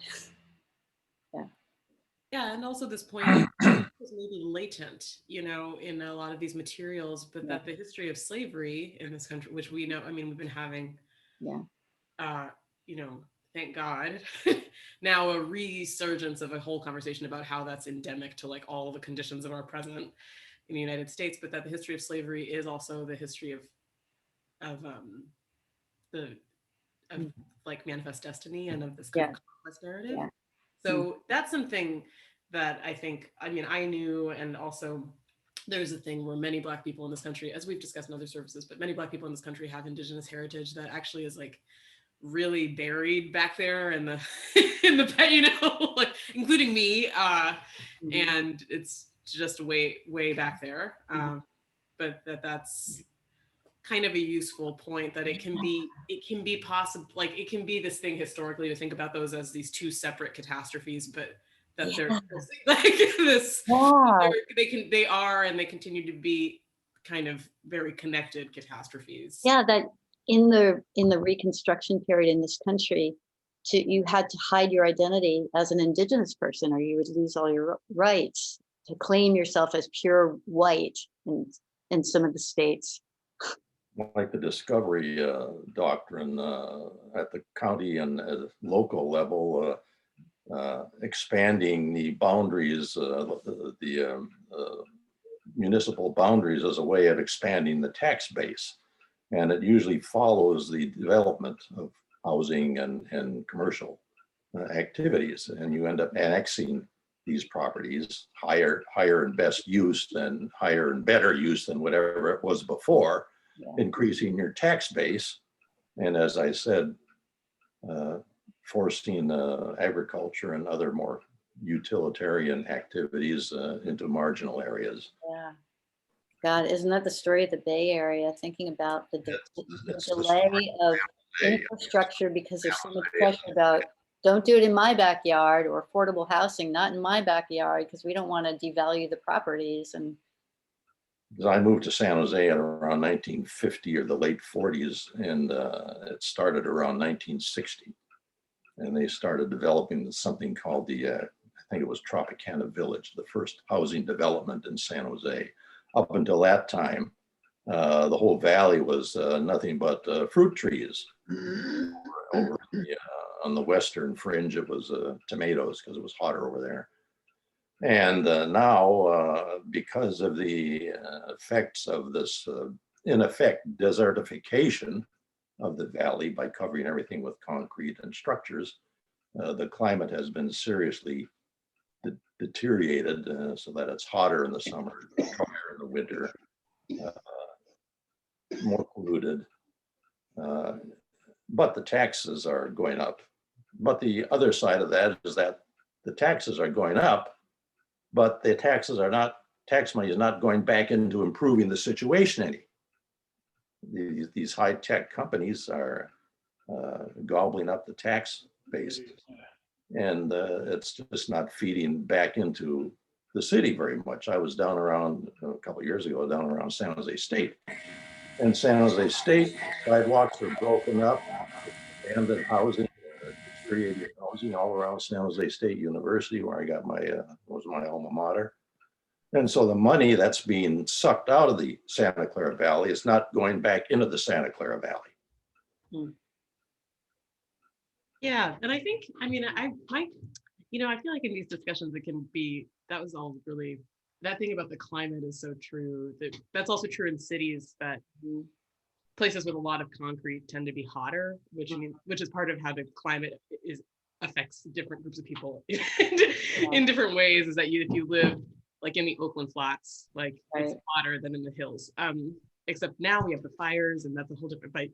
The climate is spiraling, but I think it's also, I think in these discussions it can be strikes me that there's like a waxing and waning between despair and a feeling of impotence or something, and that it's I don't know, I'm returning to this idea that I really loved that thought of just, I mean, of course, like there's all this information that's so, I feel like it's really, I'm so grateful to know about this land trust. Like I didn't know about this before.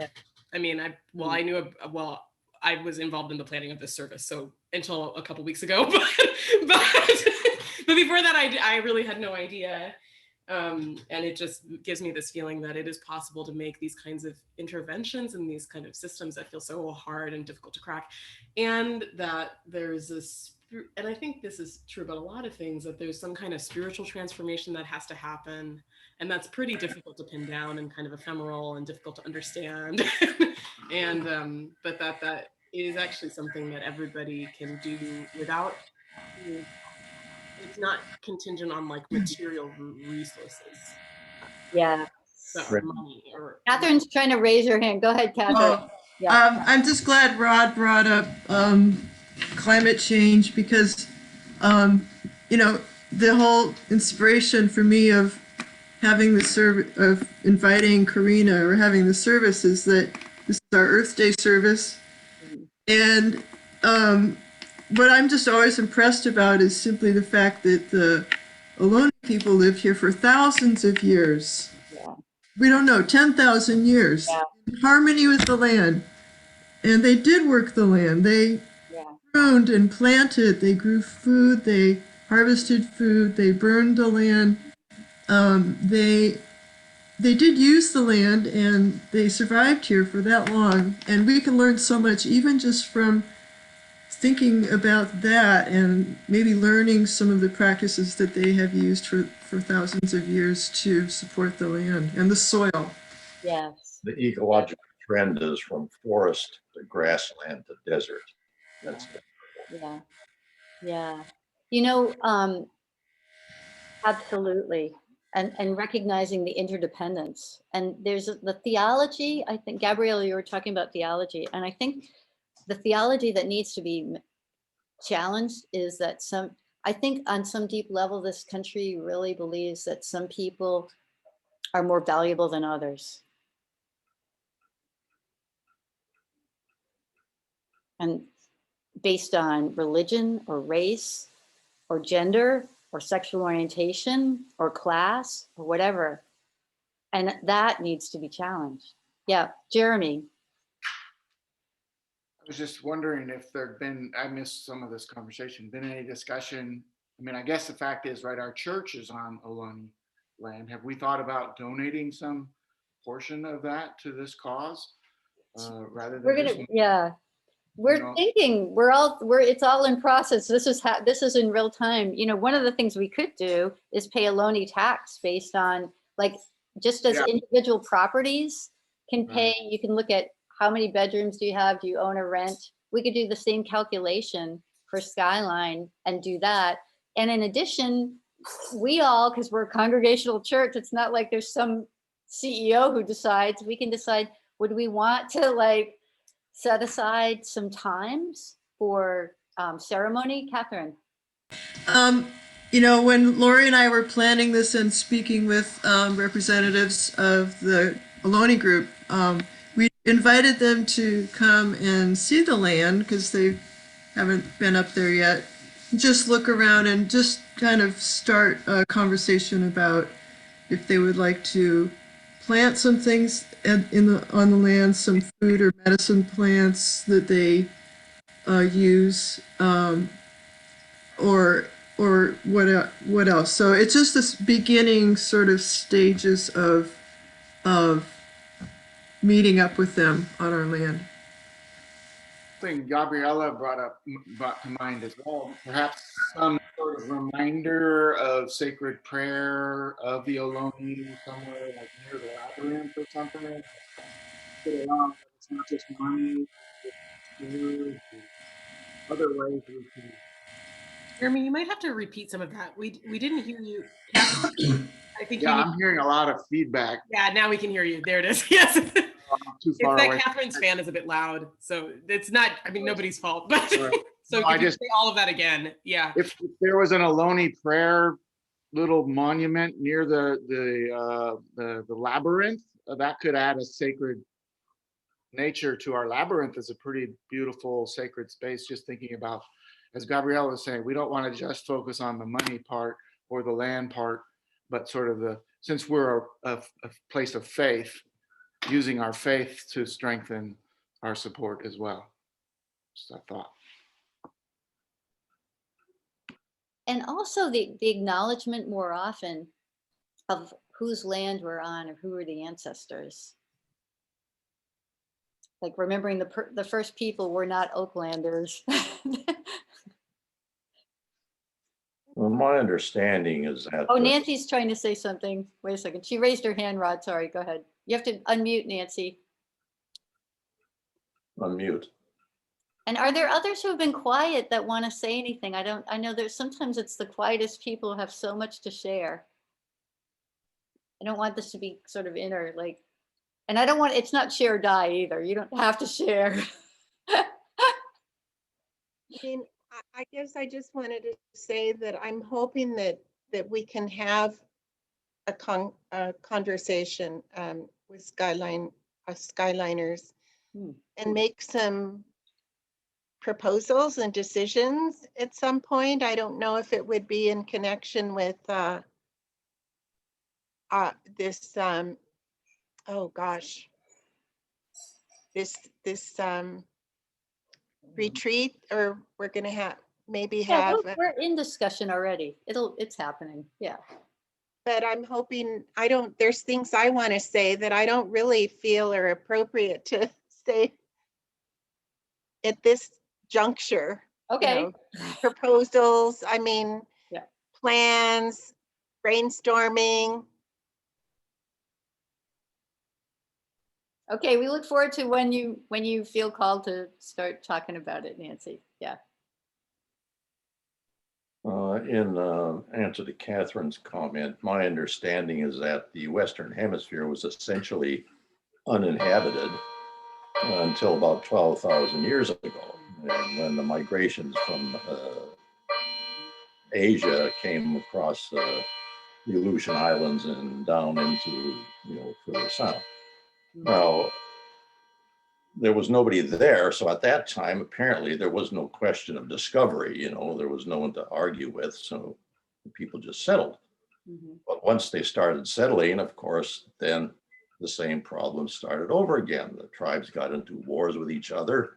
It was not all wine and roses, even back in tribal times.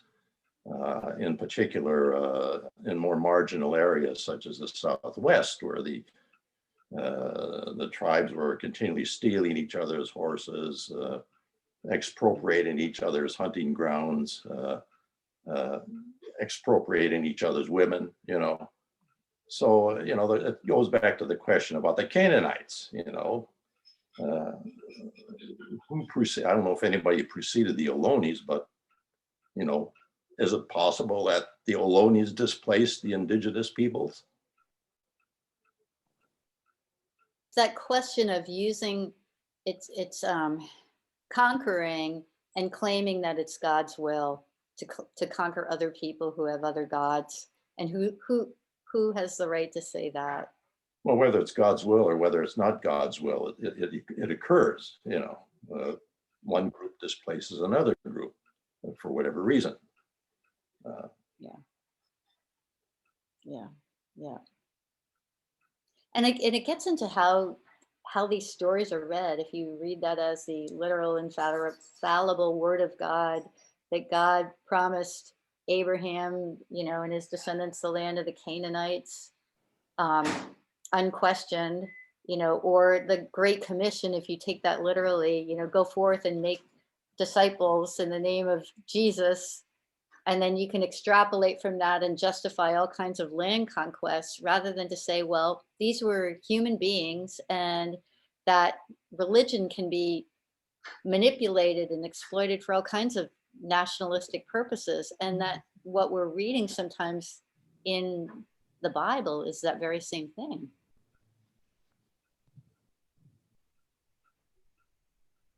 Everybody's quiet. Yeah, I was curious. You know, I interpret that to mean like, you know, if you just take a look at the biological indigenous versus invasive species discussion, you know, what is the actual definition of an invasive species? Is it like, you know, is it biblical? Like, did they come and conquer the indigenous species, or is it just a weed? Is it like some unstoppable, you know, species of plant that is conquered the entire, you know, indigenous species that were there previously? Yeah, and is a weed in the eyes of the beholder. We can go on and on about. I know. You know, there's a lot of research about this, and there's an invasive plant council. I mean, if you think about the evolution of plants in conjunction with the evolution of the insects and animals in the same area, it's all connected. And these plants that evolved somewhere else over thousands of years interfere, you know, with the plant-animal connection of the native species. I don't interfere in the sense that the environment changes, and the plants that are more adapted to the changing environment survive, and those that are less well adapted disappear. I mean, that's an ongoing process. But humans have interrupted that natural process. Well, that's true too. But the reason that the native tribes, the Native American tribes, didn't result in very much environmental degradation is that just weren't enough of them there. If an area became depleted. Carol's shaking her head no. Carol, go ahead. California was the most densely populated part of North America when the native peoples were here. And it was actually fairly, I mean, certainly not like today, but it was one of the more, they had management techniques. They did not practice agriculture except in the far, far southeast of California. They managed the land and the species that were on the land in regenerative ways so that essentially the land kept producing the foods that they were seeking. And so they did shape the environment, but of course they were working with species that were here, that had evolved here. There were certainly times of hardship during, we know that historically that there were droughts that seriously affected the people here, that there were times of lack and poverty, but for the most part, they were able to provide for themselves without degrading the land.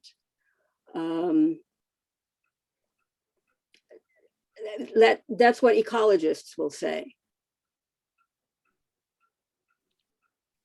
One thing that Lori didn't mention is that in addition to being a minister, I also taught environmental studies for many years at California College of the Arts. I did my doctorate in environmental ethics. So these are questions I've thought about for a long time.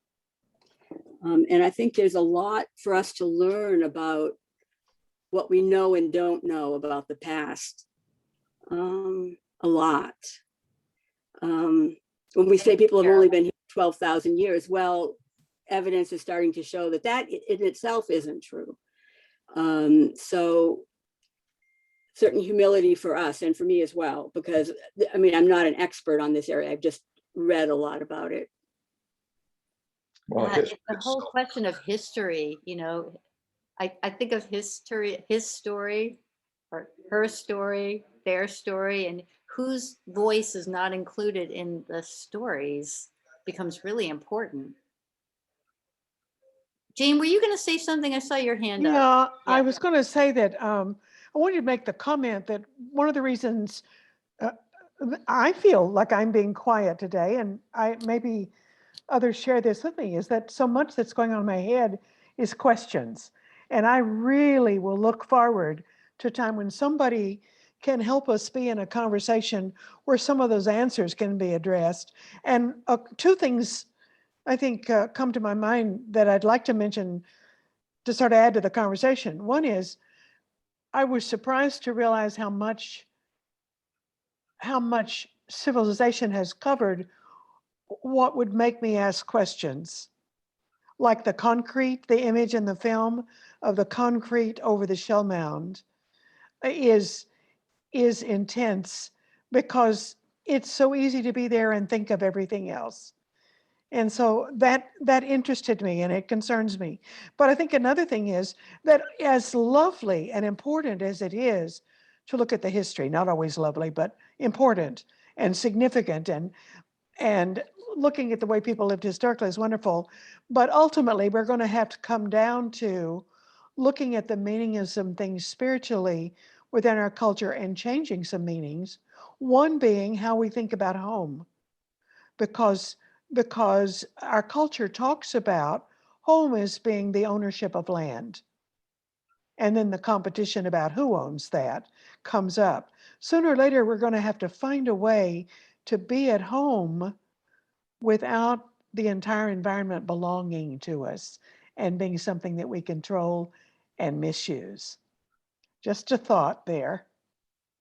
I remember listening to sermons as a kid, and they would talk about, like, in Christianity, the followers of Jesus shared everything. And I would ask my father, were they communists? And it's like, oh, no, they weren't communists. They were, but it's the same thing about sharing everything, you know. And then also bigger picture, we didn't create the earth. Like, there's this humility about who says it's ours.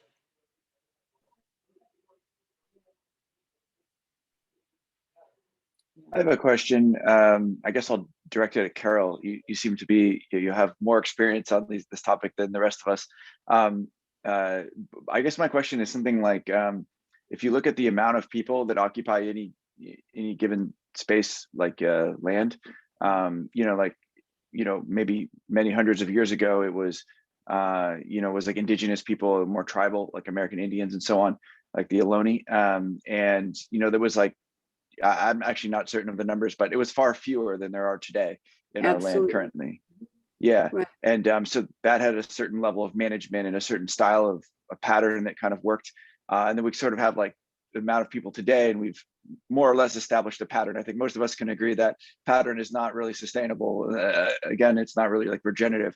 But then you can look at, like, say, China and India, and those are, examples of land with so much higher population density than we have here in America. And I guess it can be debated whether that's sustainable or not.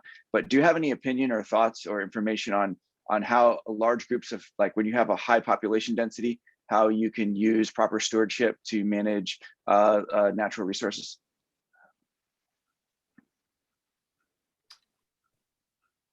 That's a big question, isn't it? One of the things that Corrina talked about in the video that I noticed was thinking about things from a local level, and what the people there can see and do. And I think part of it, requires many more of us to be engaged in the conversation and engaged in kind of understanding how our basic needs are met. I mean, you probably, this is the first time I've been with you all, so I just think we know that the ways that we support ourselves materially right now waste a lot. And it's not just on individual level, in our own homes, although we do that too, but just, on a system-wide level. So I don't think it's going to be the same answer everywhere you go. I mean, I support the moves toward decarbonization of the economy. I think that's going to be important. I think regenerative agriculture and that whole concept of putting things back in the land instead of just taking them out is going to be important. I've never been really big on globalized trade. I think, relying for food on other continents isn't such a great idea. I think there's so many things to talk about. And one of the things that I've seen is that none of us can understand it all. So one thing that can be helpful is for a group of people, or even a very small group of people, to think about one question and understand that as deeply as possible, and then see how it connects to the other ones. That's just off the top of my head. It probably didn't directly answer your question. That's really helpful, Carol. Yeah, and that collectively, with our areas of specialization, we can begin the repair. Yeah. Makes me think of the climate action plan, Oakland's 2030 plan? Our equitable is equitable. Remember, that's the first word. It used to be environmental, and we changed it to equitable, which is a real big deal. Mm-hmm. Okay, go ahead. No, it just makes me think of that's one thing that's happening, where people are trying to think of as many things as bringing things together in a city to go forward in ways that sustain the environment and also sustain people that are most in need, homeless people, marginalized people. I just love it. Yeah. Yeah, it addresses what Carol was talking about, all the, and the way that the plan was developed was with the voices, not just of bureaucrats. It was within the local communities. The thing that scares me about that, though, is when you go on the website now, at the top of the website, it's all about Mayor Libby Schaaf. It's all about the city government. And down at the bottom, it's all the stakeholders that made this happen.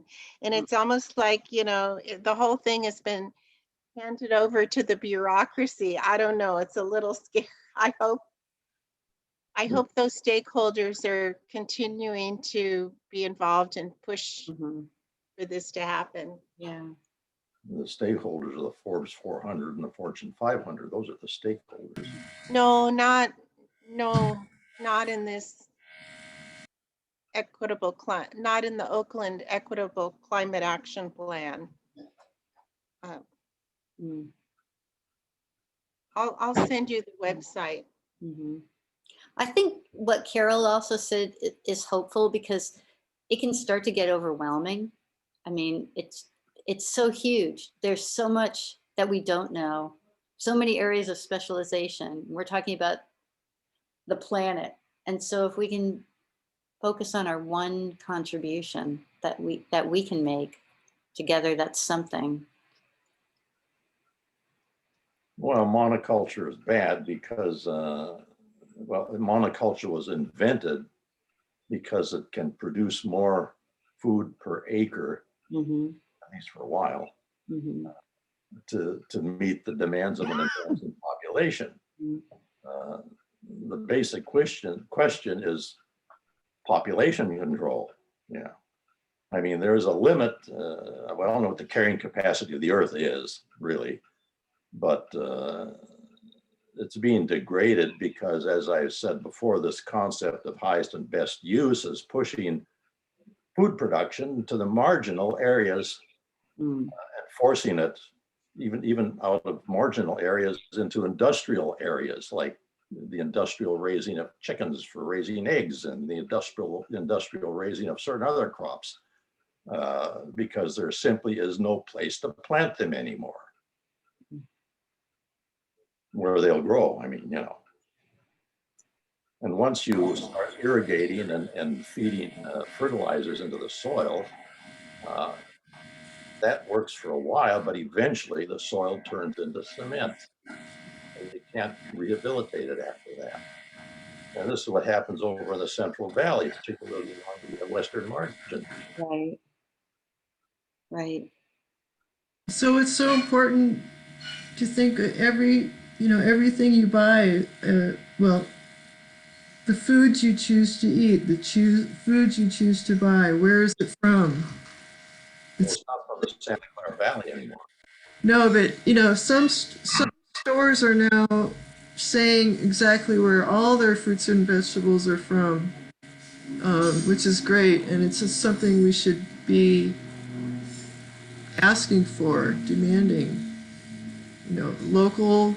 Locally grown, hopefully organically grown, really makes a difference, I think. Well, there's an old saying that all farmers eventually become real estate speculators. I'm going to have to go. I have to go too. I have totally appreciated being welcomed. Oh, it's mutual. We're so glad to have you here with us, Carol.